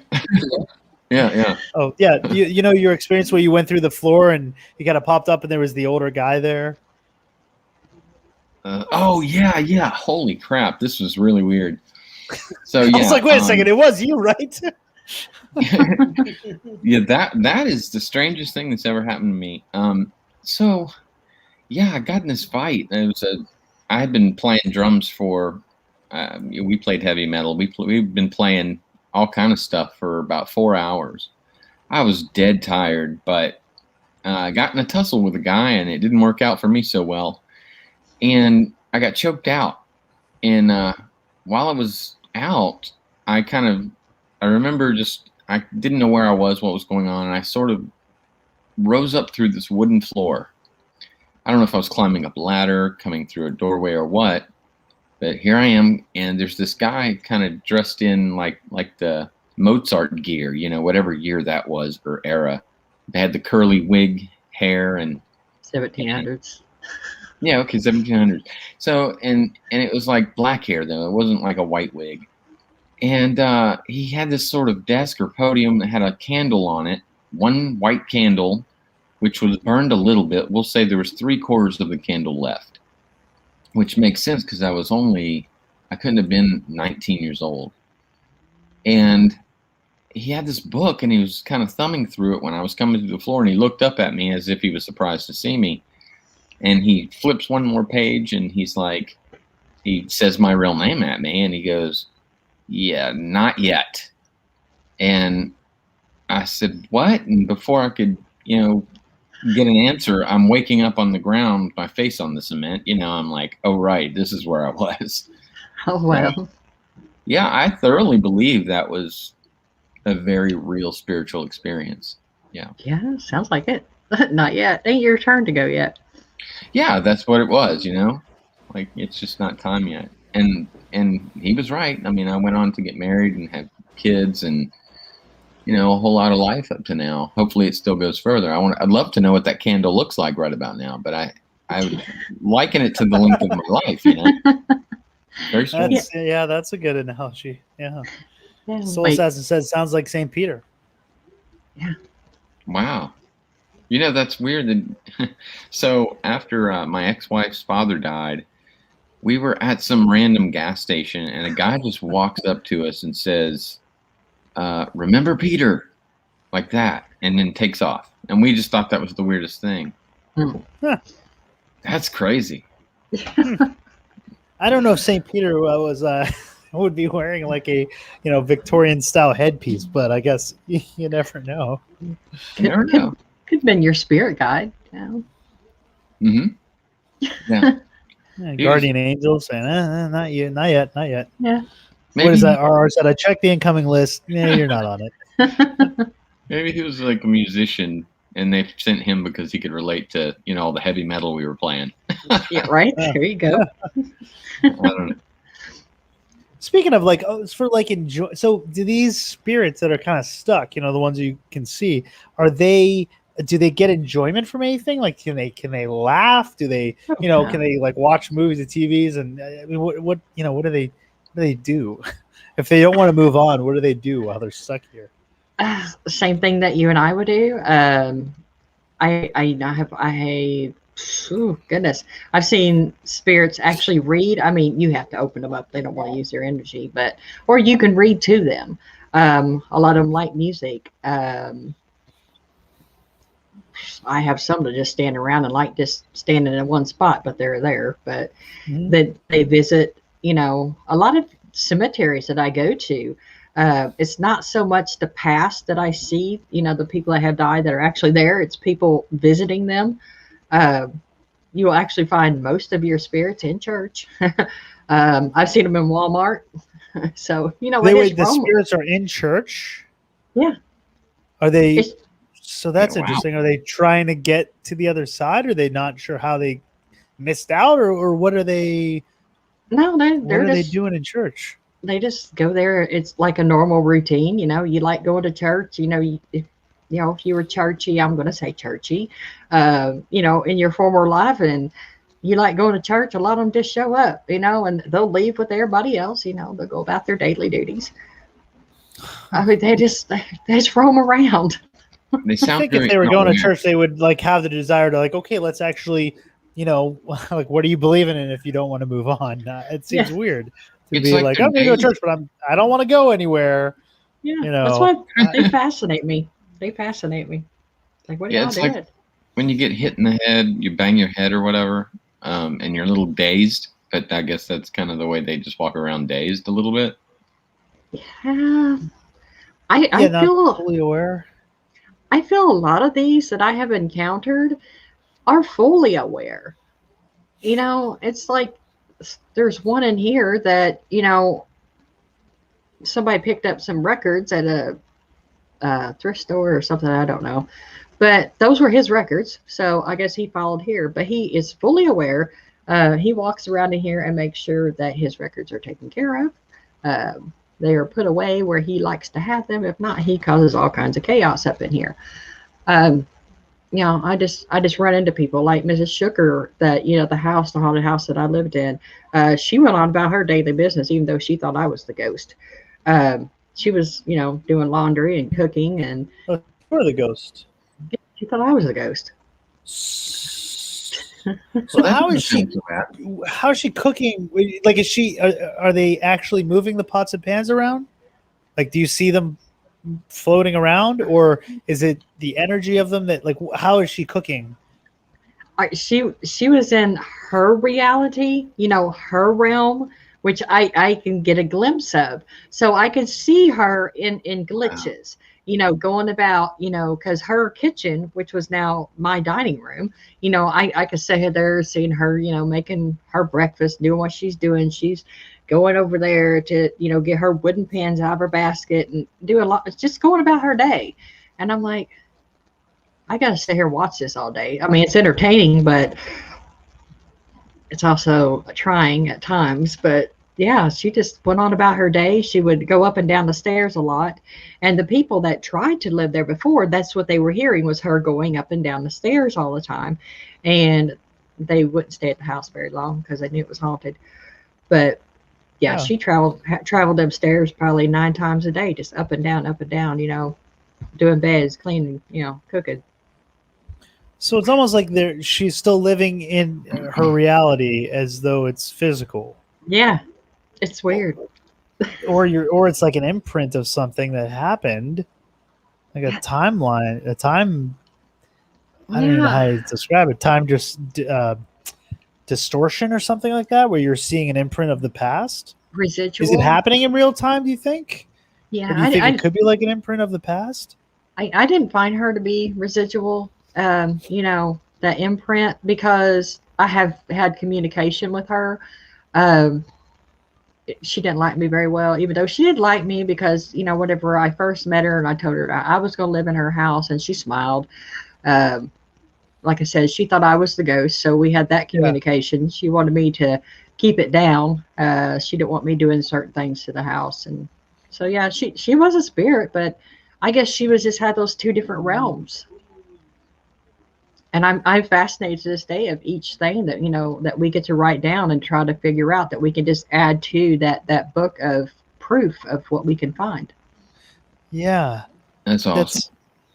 That's very interesting. Like, it would be a good question to find out that what are they seeing, you know, because that makes it seem like they actually are seeing the same, you know, they have their reality of what the house looks like, whether it looks the same as it does now or it looked like it when she was there, and she's able to actually interact with objects that are physical in her realm but not in our realm.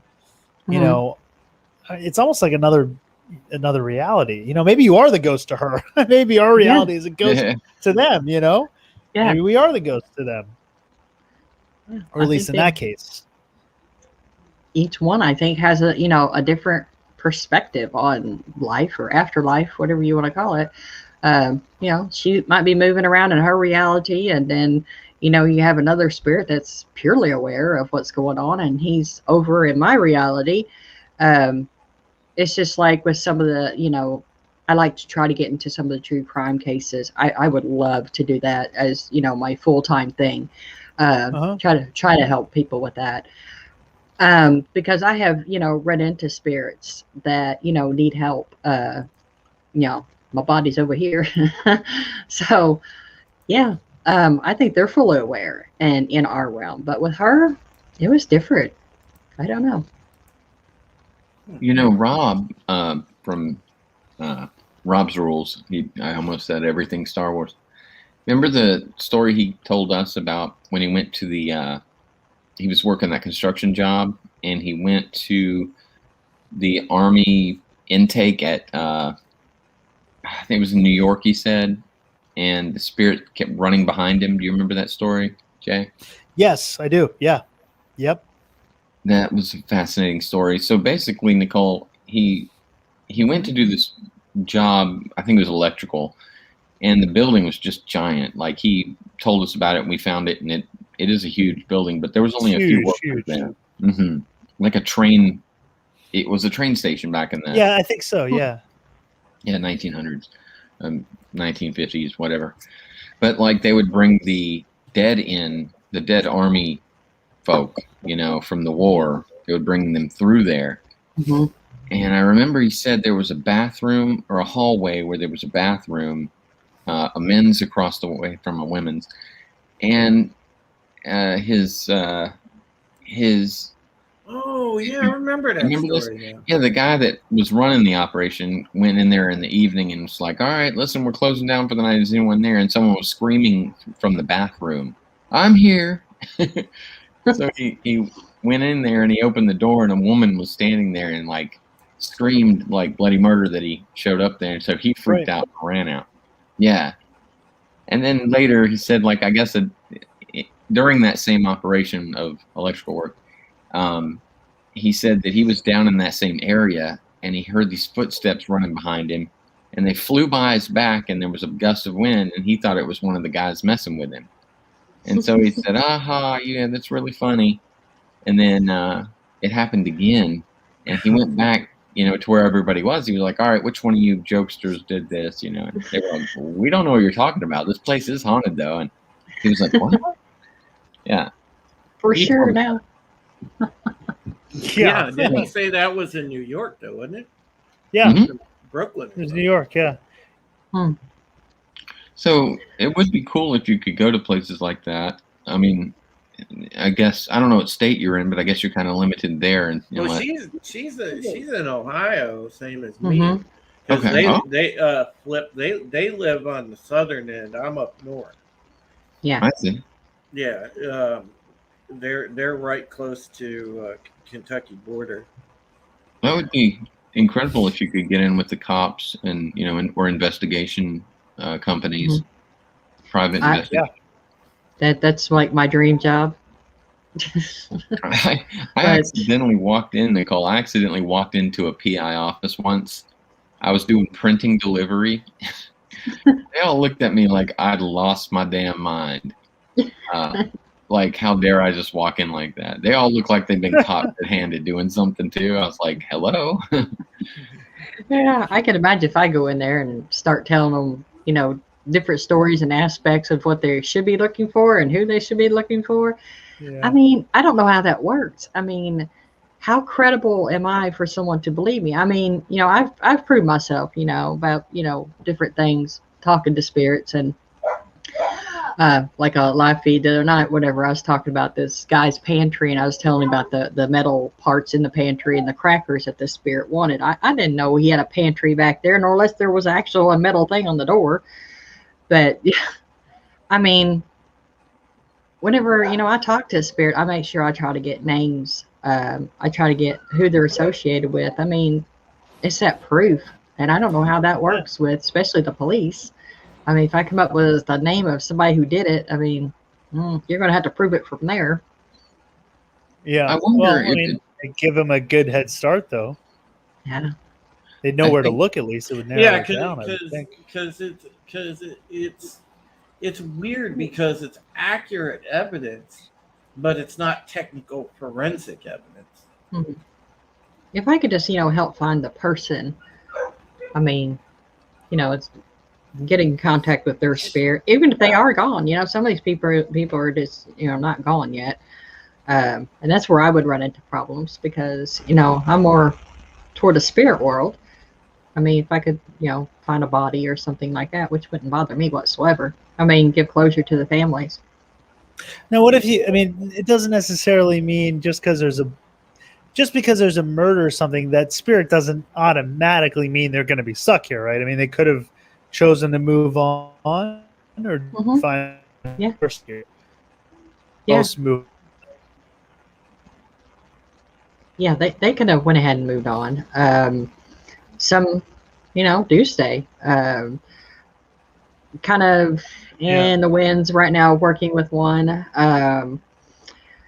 But yeah, and especially whenever you get into children, I mean, there is, in the spirit world, there is an age of accountability, guys. I don't talk to too many that are too little. So, yeah, it's just a big open field to work with there. No, what do you mean by age of accountability? I think they kind of put that into Christian terms. You have to, when you're a certain age, whenever you become an adult or you have that loss of innocence. Right. But even though I have met 2-year-old spirits, I really have. Xenon was one. He was a cutie patootie. I played with him all the time. He was not a demon. People try to say he was, but I don't run into too many that are not above the age of at least 8. So, yeah. Age of accountability, yeah. Interesting. Yeah. Brutal Morningwood, I don't know if you have any advice to give him, but he said he's struggling because he thinks his baby sister knows that he blames himself for her death. That's a tough situation there. That is a tough one. Yeah. once again, I'd have to get in and ask, how old is your baby sister? And is she the one really contacting you? Because like I said, I have played with a 2-year-old. So if you want to talk to me sometime personally, maybe we could work this out. Okay, yeah. Awesome. Yeah, it's a 2-year-old. That's interesting. Most of them are above the age of reason, but there were a couple that, okay. Yeah, I think Xenon stayed around because his parents were around. He was small. Back then I think it was like 1785-ish. Yeah, he died of influenza. His dad was there and died shortly after he did with a gunshot wound. So he had someone always there with him. So I don't guess he ever had the idea to move on because his parents stayed. So. Oh, his parents both stayed. They didn't move on. So maybe he moved. Okay. He just stayed with them. He would come over to my house and play, and I'd have to get one of my spirits that lived in my house to walk him back home. He was that unaware. Wow. Yeah. That's John Q asks, are relations accessible / possible on the other side? How did I know somebody would come up with that question? Yeah. I would imagine they are. I had a ghost there at my house that wanted to go out with Jack's daughter as soon as she got to the house. So they actually went on a little date. It was funny because he was telling me one time, and he was a big drinker in life. Actually, he died hitting a train with his truck because he was intoxicated. But he was saying that he had to watch, about taking her out because he got too drunk one time. And I guess you kind of lose your take on where you are. And he said he went to fall and grasp himself on a building, and he actually fell through the building. We laughed. So he was drunk as a ghost. He was drunk as a ghost. I'm not sure how this occurs, but wow. I'm just like, okay. And whenever he said, he would place his hand on the wall, like you're intoxicated, you want to give yourself some balance, and he fell through. So I guess it's the power of mind, power of suggestion that he could hold himself up. And but how did they get drunk? I mean, I guess they call it spirits for a reason, but right. I don't know. That's what you're saying now. Yeah. I was drunk as a ghost. Forget the skunks. I was drunk as a ghost. Yeah. He would go down to the old bar and play cards and drink. That was his thing. Wow. Yeah, I wonder how that works. How does the alcohol, if it's just energy, Well, it's made from natural ingredients again. Yeah. Yeah, but it's usually the blood system that causes the intoxication. If there's no blood there, I get the substance of the energy, it'd be like drinking anything would give you energy, but to get you intoxicated, if there's not like a physical brain, I mean, there's consciousness, but there's not a brain in the blood, how does that affect your, but I don't know. Yeah. They say just drinking's bad for your spirit, or it could be good for your spirit, I guess, depending on what you're drinking and how much you have. Maybe there's something to that. They say a little rum cheers you up. It's good for the spirit. Yeah, I really good for mine. Apparently, I didn't buy that one either, but I was just like, okay, Ed. Yeah, there you go. She was cooking soul food. That's not a joke. That's good. What a pun. And by relations, we think I know what you mean. We got it. We know what you mean by relations. You don't have to qualify it. We got it. We got it. Jack of all trades, could it be like that movie with Nicole Kidman? Which movie with Nicole Kidman? The Others? Was it The Others, right? Mm-hmm. Yeah, that's a good one. Assassin said ghosts are hanging around Enter the Unfamiliar, waiting for him to talk about the Nephilim. I don't know if they want me talking about that.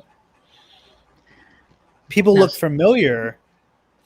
Yeah. People look familiar. Well, I guess they do look. I mean, they would. I think that's one of our favorite. I think that's one of our favorite Trollios. Yeah. I just had deja vu. Yeah. Yeah. What do you think of deja vu, Nicole? What do you think that is? Deja vu, I think, is Yeah. just a kind of like a form of a vision that had already happened. You just need to pay attention because it's short and quick. So it's like a premonition, kind of like sort of a shorter version of what you had with Jack. Yeah. Awesome one. This is interesting. I was on a 40-day hike on Georgia-South Carolina border. For 1 hour, my group heard an unnatural noise for over an hour. We came across a campground where it seems someone lived, but no one was around. Crazy. Huh. Maybe they packed up and left. Yeah, could have been. Yeah. It's not always so sensationalized. It's just they just left. They just packed up and moved on. Man, I'll tell you what though, like some of the creepy stuff, like when you read the missing 411 things, just the freaky way people just disappeared. Yeah, there's some weird ones. Up there in Alaska, where they was Alaska, and they was talking about it being really cold. These people were like taking their clothes off and just disappearing. Yeah. Yep. That would be a dream interview for me one of these times, would be to interview David Polides about that book. So, man, you know, that it's just crazy. Do you glitch in the Matrix? Do you think is there have you noticed like an uptick in activity around areas that have, there was a lot of spilled blood or negative energy or murders? Do you find like there's more there, or is it just kind of, everywhere? Because you always associate the haunted house, or someone died, or someone was murdered, the family was killed, or the the sane asylum or the jail. But is that true, or is it kind of like, well, it's just pretty much it? Because you were saying, well, I see them at church, I see them at the Walmart, kind of just everywhere. Yeah, I mean, or do you notice any dark activity? Is there like more demonic activity or something? Well, around go to areas? Go to Gettysburg. Yeah, Joe. war. I mean, right. Crazy. Civil War sites. Of course, you are going to get more activity in an area that is well known, like Gettysburg. Where a lot of people have died. Insane asylums and prisons, where that energy in people was, constant, and so much of it, it's imprinted on the walls. Whenever people die there, they could be still there too. So you're getting residual and regular spirit energy on top of it. So, yeah, I mean, these really infamous places, where crimes may have happened, the people may be wanting to get it solved. If there's a house where people fought a lot, and their energy is just, cast on those walls and soaked up in residually.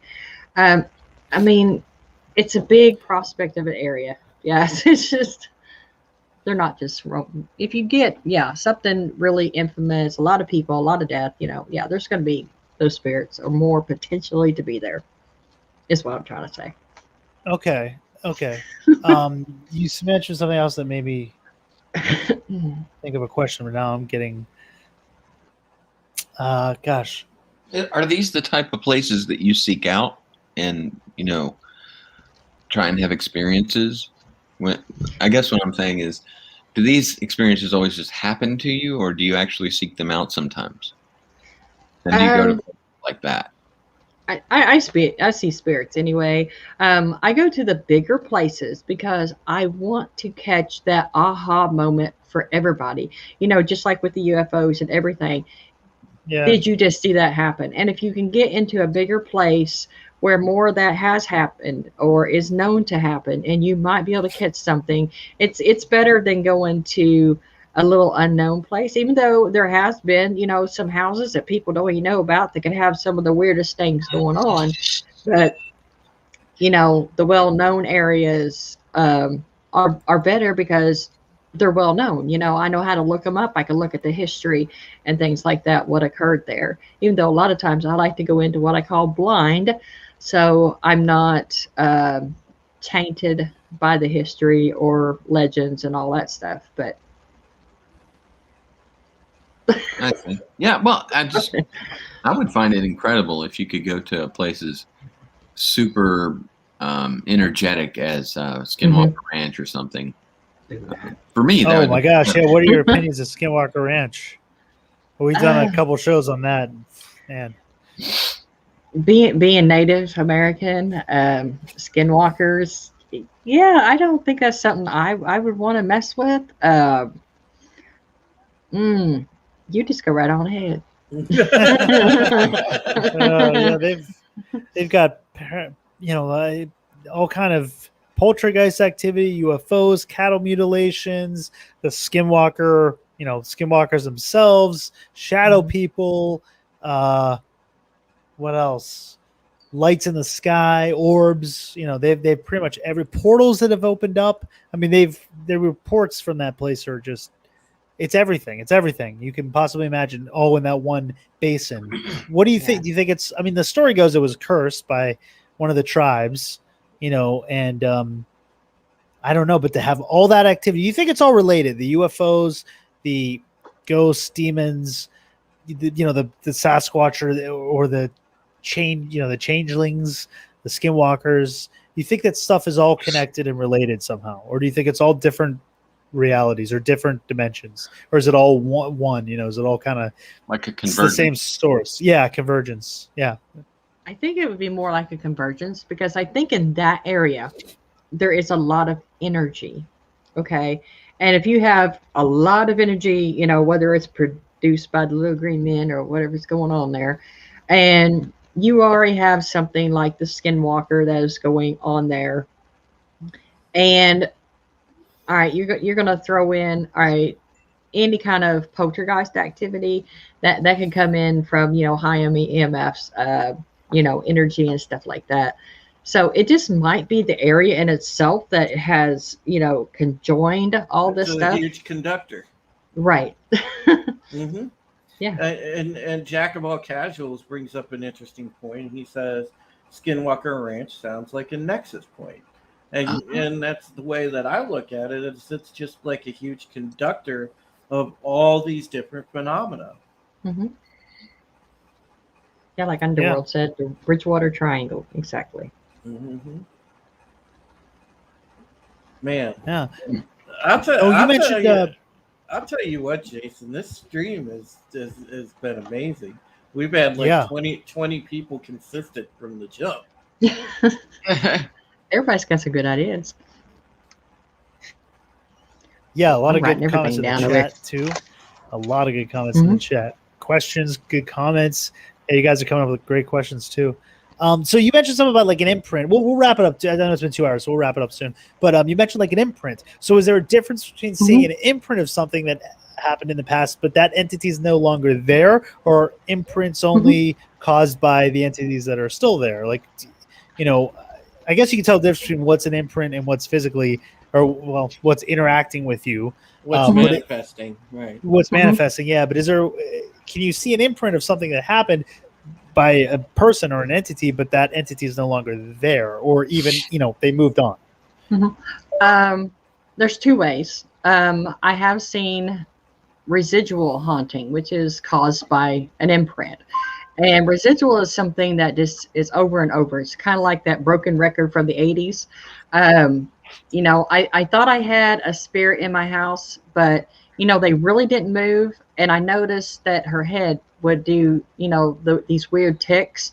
So I knew that her spirit was residual. She wasn't there. It was an echo in that spot. An echo. Yeah. And then you also, like I said, with wood or anything like that, people, let's take an old bar, for instance, an old saloon. Okay, so everybody's always touching this bar. They're putting their energy and their hands in this bar. They're sitting their butts on the stool, and they're there, and all that energy goes into that bar. So that wood that is in that bar, even it's and he done lost everything. So, 200 years, down the road, that bar could have an effect of being haunted because it has all that residual energy put into it. Interesting. Yeah, because I was gonna ask also about like the demonic activity. Demons are known not to be able to manifest themselves. They have to either inhabit, in the physical realm, they have to either inhabit something, possess something, or attach themselves to an object. But you're saying even like a residual, an echo can sort of attach itself to an object and be haunted that way. I hadn't thought of that. Yeah, that's interesting. Huh. But, yeah. that's kind of like what they say, and like one of your really infamous cases, Amityville. Okay, the DeFeos, that they fought all the time, so all that negative energy was there. Okay, there was also some land energy that I know for a fact that was there. And I think they say it in the movie, not so much it was Ed and Lorraine that had said it, maybe Lorraine did, that houses don't have feelings. Okay. Actually, they do, because they kind of have all that imprint within their walls. Yeah. In their walls. So right. So the house itself could be haunted. Right, with an imprint. Huh. But then it would be just playing out the same thing over and over again, right? Like a broken record, like you said?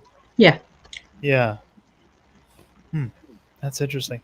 Demon Side Synthwave asks, my theory is that our bodies are like the hardware, the spirits are like the software. My question is, how does the software have energy and learning ability without the hardware?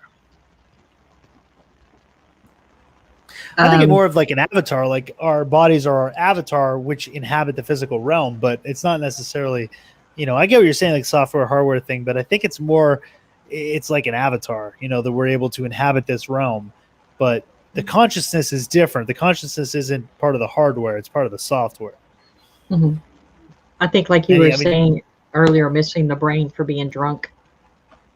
Yeah. Yeah. Right. That somehow that still affects the consciousness. The consciousness is outside the body, so somehow that's still affecting the consciousness. Yeah. Do you ever see a battle? I mean, not like between two human spirits, but like an angel and a demon. Have you seen anything like that play out? No. No, nothing like that. Okay. Nope. Have you run into an angry spirit that doesn't, you mentioned earlier about the demon throwing you around, but what about just an angry spirit? Like they're so just inconsolable, Yeah. I've had a couple of those. One actually, we actually got him to calm down. This family, and I know you're trying to cut it short. Let's see if I can cut it short. This family, always had, the law called. They had, child protective services called and stuff like that. So they called me in to find out, what was going on, because the kids weren't sleeping. There was a lot of things happening at the house. She was always getting calls, blah, blah, blah. So, the guy, the last officer that showed up there, she was kind of telling him the stories. No one was believing her. And he happened to know me. And he's like, I kind of believe in this stuff and I don't, but can you come in? Can you just go look? I was like, well, yeah, I'll go look. He was like, well, how much you charge? Nothing. I go look for free. That's what I do. So, I walk in their house, and as soon as I walk in, there's this man sitting in her chair, and he's got his arms crossed. He looked like he was like in his 80s. He was sitting there shaking his head, and you could just tell in his features that he was mad to the world. Huh. And I was like, okay, I think I know what your problem is. I said, you're getting a lot of stuff thrown around. I said, the kids aren't sleeping. She said, exactly. I was like, well, you could either choose to believe me and we can get this over with, or you can not, and I can just leave and you continue to deal with it. She's like, no, can you fix it? I was like, okay. Sir, I was talking to him. I said, what's your name? And he was looking at me like, what? I was like, yes, I'm talking to you. What's your name? And he told me what his name is. And I said, I need you to come sit at this table. I said, me, you, and this woman need to have a talk. And we kind of sit down like a family meeting. he told me, he didn't like the kids running in and out at certain times. He didn't like the way that she was putting up the dishes. He did not like the kids being in his bedroom. I mean, he was just angry all the way around, and he was just causing all kinds of disturbances with the kids. So the way we settled that down is we actually gave him his room back. She actually made a wood placard with his name on it, stuck it on the door. We put him some old 1950s furniture in there, actually hung him some clothes, made it feel like his. The kids knew to settle down at a certain time of night, even though he had to realize that they were living there too. So everything calmed down. He actually had his own place. They understood him. He understood them. And, it was wonderful. But that's what I like to go in and do. He was cantankerous. He was causing all kinds of problems till I went in there. Wow. So that is pretty cool. With a ghost. You successfully settled a ghost domestic dispute. That is yes. cool. I was like, yes, sir. That's the way you do it. Go in there and be in your room. That's the way you do it. Nice. Wow. Did they stay out of that room then? Yeah, they just locked it. They lost a room of their house because the grumpy old ghost. Yeah. Can you like encourage them to move on? I can, but if they don't want to, then I'm not going to push the issue. I guess you can't force them.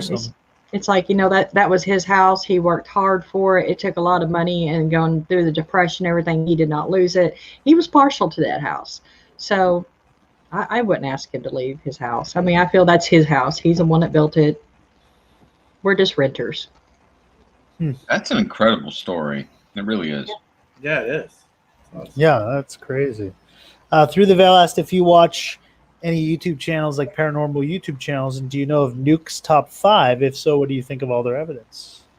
I've watched a few of Nuke's, and I think Nuke grabs some here and there, but YouTube. Wow, we are really, true paranormal investigators, seasoned investigators like me that try to prove evidence. We're not seeing flying hubcaps coming through windows. There's a big difference between paranormal entertainers and paranormal investigators. And we are having such a hard time of people thinking that the paranormal entertainers is what we do. And that is not what we do. I mean, if you ever sit down and watch one of our videos, they are long, drawn out, and boring, and sometimes we don't catch a thing. Sometimes we might get some really great EVPs, but it's not a whole lot happening.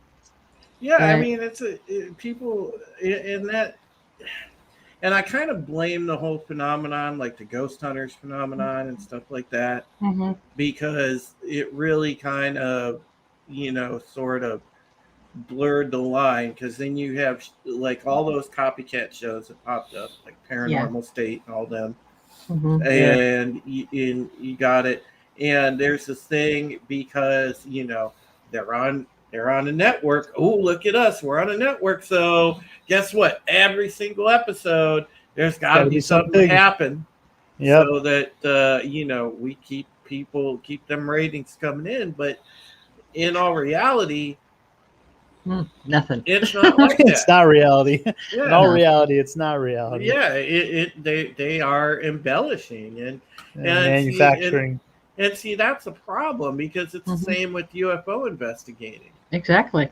And that's what kind of tarnishes it to a degree, because it sort of dilutes the waters.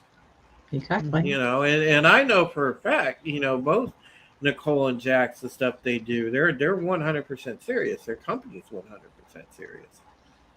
Yeah. And demons don't live in every quarter of everything. Trust me. It's a demon. That's good to know. Oh my goodness. Not all. Yeah. Okay. My last question for you: say an entity or a spirit has moved on, it's moved on, are they able to come back? Or once they're gone, are they gone? Okay. I guess I could tell you this one. You really want to get into this. Yeah. All right. This was actually told to me by a nun spirit, of all things, because I asked the question. I was like, where do we go from here? And obviously someone had died, reincarnated, and kept part of the story with them because it is in the Bible, if y'all want to go there. So whenever you die and your spirit or your soul, okay, let's say you decide to go on, and you have there what they call a river of life. We all heard this story. And you are in there with all these other orbs or energies of spirits. You often hear of children coming back with extrasensory, they could play piano at the age of 2. Or they might know that they were a soldier. They weren't there long enough to wash off that older energy, or they could have rubbed energy with somebody else. The mud on the riverbanks, that is what is carved into us and molded into us to move on into another life. So there's all those references. But yes, I do believe that you are reincarnated to come back into another life because of all the proof of, people knowing things that they're not supposed to know, children with extra abilities that shouldn't happen until they're like 40. Just all different reasons. So yeah, that's how that kind of works. Do you believe that that in the blood, in the DNA of humans, that there's information that can be traveled throughout generations? That that you could, some of these visions or thinking of a past life could actually be a past life, but not necessarily yours, one of your ancestors, and that DNA, because it's information, it's a code, has been passed down through the genome, and you could be having some kind of vision or remembrance of something that it did happen. It wasn't you, but it was an ancestor of yours. Do you think there's anything to that? There could be, but what I have spiritually seen is, like the two energies, just mixing really close together. Like if you touch somebody, and they wear a lot of cologne or something, you got cologne on your hand. It's kind of like that, and you take that with you whenever you're plucked out there and you're going on. So you have that extra energy of somebody else on your aura or your spirit. So you have the extra know-how whenever you get to where you're going. That's I believe that too. There's a cool story that came out of Egypt when they were trying to figure out, the pyramids at Giza early on, before they'd even dug most of it out. It was still covered in sand in the early, was it late 1800s, early 1900s. And this woman, she was married to this guy, but at a young age, she kept telling her parents she wanted to go to, the pyramids. She wanted to go to the pyramids. She belonged in Egypt, just at a very young age. And there's proof of this story. I'll find it. No way I can do it right now, but I think I know where to look. And this girl grew up, and she was just obsessed, saying, hey, look, I'm reincarnated. I used to live in Egypt, and as soon as she could get the money together, she moved out there, and ended up meeting a guy that was part of the expedition of clearing out the sand at the Giza pyramids. They couldn't find, a way into, I can't remember what it was, but, just certain sections of that whole area, like not inside the pyramid, but just she kept calling it the garden area. Sure enough, she directed them where to dig.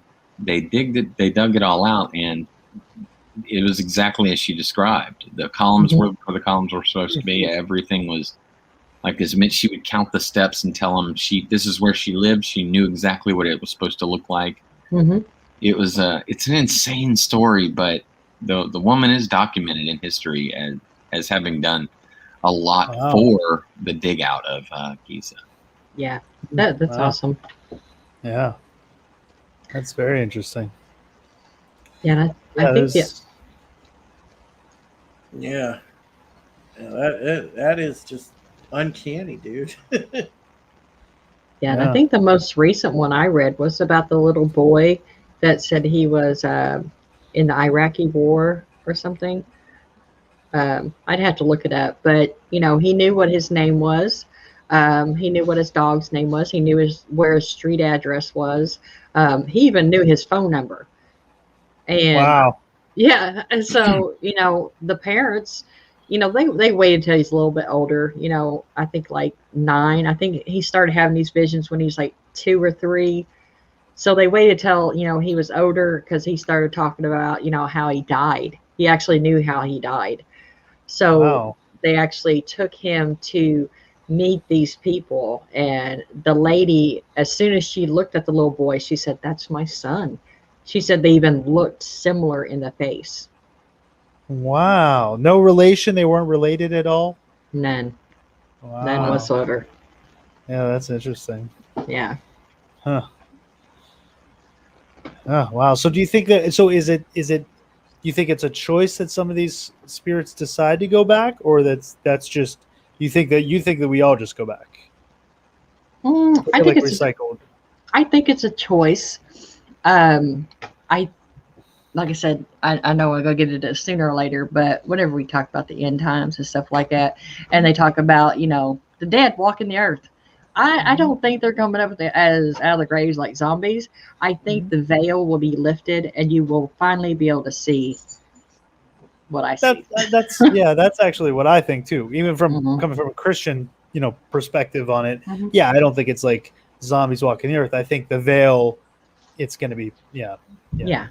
And when that veil is lifted, and then all these spirits, then they can go do their thing. There's a passage in the Bible that talks about when Jesus was crucified, that there were in Jerusalem I forget, it mentions the number, I don't remember now, but it's like 100. I'll just say 100 because I don't remember the exact number, but it was pretty large. 100 of the old saints all were raised from the grave in the resurrection, the first resurrection. And, they said people all over Jerusalem saw them, they were walking around seeing them. And it wasn't climbing out of the grave as zombies. It was just their spirits had been, lifted. They were resurrected. They were walking around. There was, something, the veil had been split. I mean, literally the veil was split in the temple, but, they were able to see these passed away, some of the old saints from the Old Testament up walking around, I mean, and then Jesus, of course, was seen walking around and doing, walking through walls and everything as well. So, but there is mention to a resurrection, and I think it is like a spiritual, it's not zombies. Not zombies. No. Yes. No. There are a lot of dead moving around. Yes. A lot. Yeah. There are more dead. Oh yeah. Of course. All of human history. Well, I guess, but not everyone is I guess still here, but I don't know. It is an interesting idea that that end times where the dead will rise. But it's I think it's a spiritual thing. Jesus said he is God of the living, not the dead. Yeah. Well, that's right. Yep. He's the God of the living, not the dead. Yeah. Yeah. Wow. Yeah. It's a very, very fascinating show. Oh, here, wait. Steven says, what does Nicole think that Steve Jobs saw right before he passed? He famously said, wow, oh, wow, at that moment. Well, I don't know Steve Jobs, but maybe he's seen something totally different. I don't know. Or maybe his family was there. They say a lot of times that the family will come to guide you over. Or maybe he knew Gates was a punk and was involved with the New World Order. Yeah, that too. Wow. Oh, wow. You're all doomed. Just saying. What do you I think? didn't mean to throw that wrench in there, but I had to. You know me. You guys know me. Okay. Last question. I keep coming up with more questions, but I know we'll wrap this up. Why do you think that why is it some family members come to greet their loved ones? Some people go right on, and some people get stuck. I mean, unless you're murdered, again, you don't know. But if like you're sick, and you're going to die, and sometimes the family member comes and, like you said, or an angel comes or something, guides you to the next, to the afterlife or heaven or where what have you. Sometimes not. Why do you think? Any idea why that might be? Well, I think people who have big family orientation anyway, you might have a grandmother and stuff that you were really close to, and she's always been there. You just don't know she's been there. Or you could be, kind of like me that don't have very much family connection, and when it happens, I might be the one out there going, "Hey, I need a light," but I don't know. Some of them do. I'm hoping that Andrew Dice Clay. Oh, go ahead, Flipp. I'm sorry. I'm He's still alive, They isn't come he? try to take me. It's like bada bing, bada boom. You're dead. Come on, let's go. We got a place. All right. I firmly believe, though, in all seriousness, because I know we're getting ready to wrap up, Jason, because it's getting heck late over here. But yeah, I know that when it comes time and my mom eventually passes away, I know she's going to stick with me. Mm-hmm. I know she's going to stick with me because our family has a bond, and I don't think that's going to go away, even in when I'm still on this plane and she's on another. Right. Do you think that your family though would be meeting her to take her? You think she would not want to go? Like if your dad was to meet her and say, okay, we're moving on. Well, I think she might be bossy and say, no, we're going to wait on him. Yeah. I got a feeling, and there is. I think it has to do with some things that I've told her, especially with what I aim to do with my future and my career, and I got a feeling she's going to stick around, even if she does go. Well, maybe what's strange about it is that we don't know how many times we've been reincarnated, so we're all pretty much family. Yeah. They just give you a familiar person to you. Mm-hmm. Sometimes you meet someone, you're like, God, I feel like I know you my whole life. Yeah. Well, you just have that connection. I feel like I just know you my whole life. Yeah. Well, never know. It is uncanny when you meet certain people and you just take to them just like that. So there is that. Mm-hmm.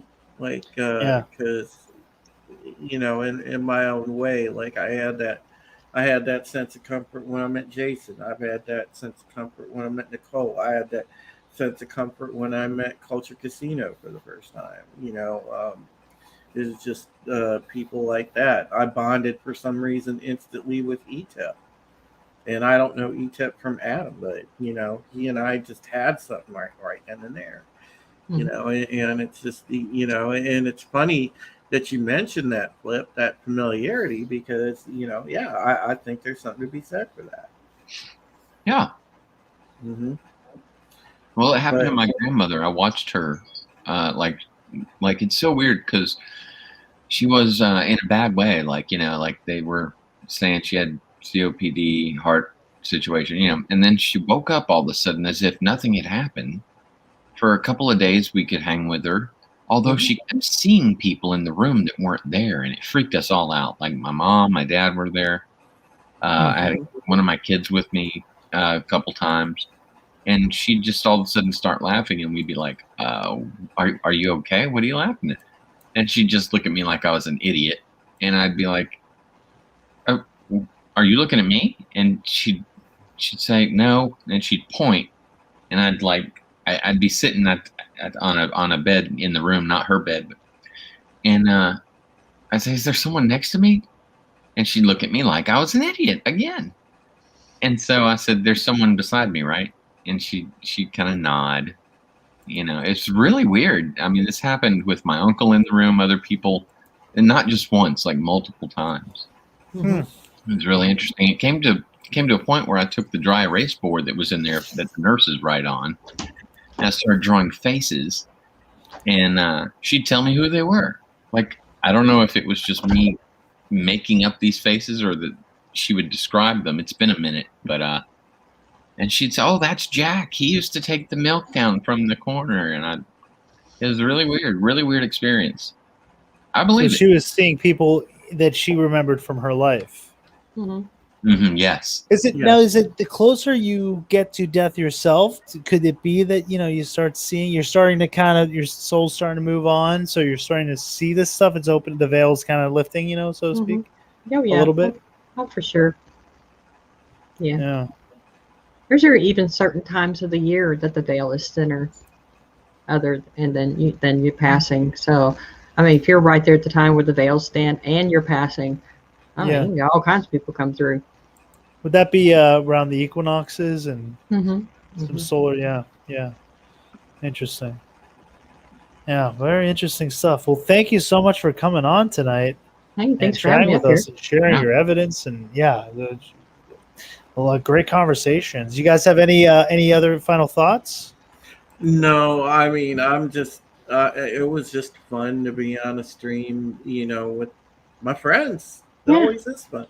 And I'm glad that everybody was able to connect, because at least this turned out as awesome as I envisioned it would turn out. So Yeah. I'm glad. And Nicole, it's always great seeing you.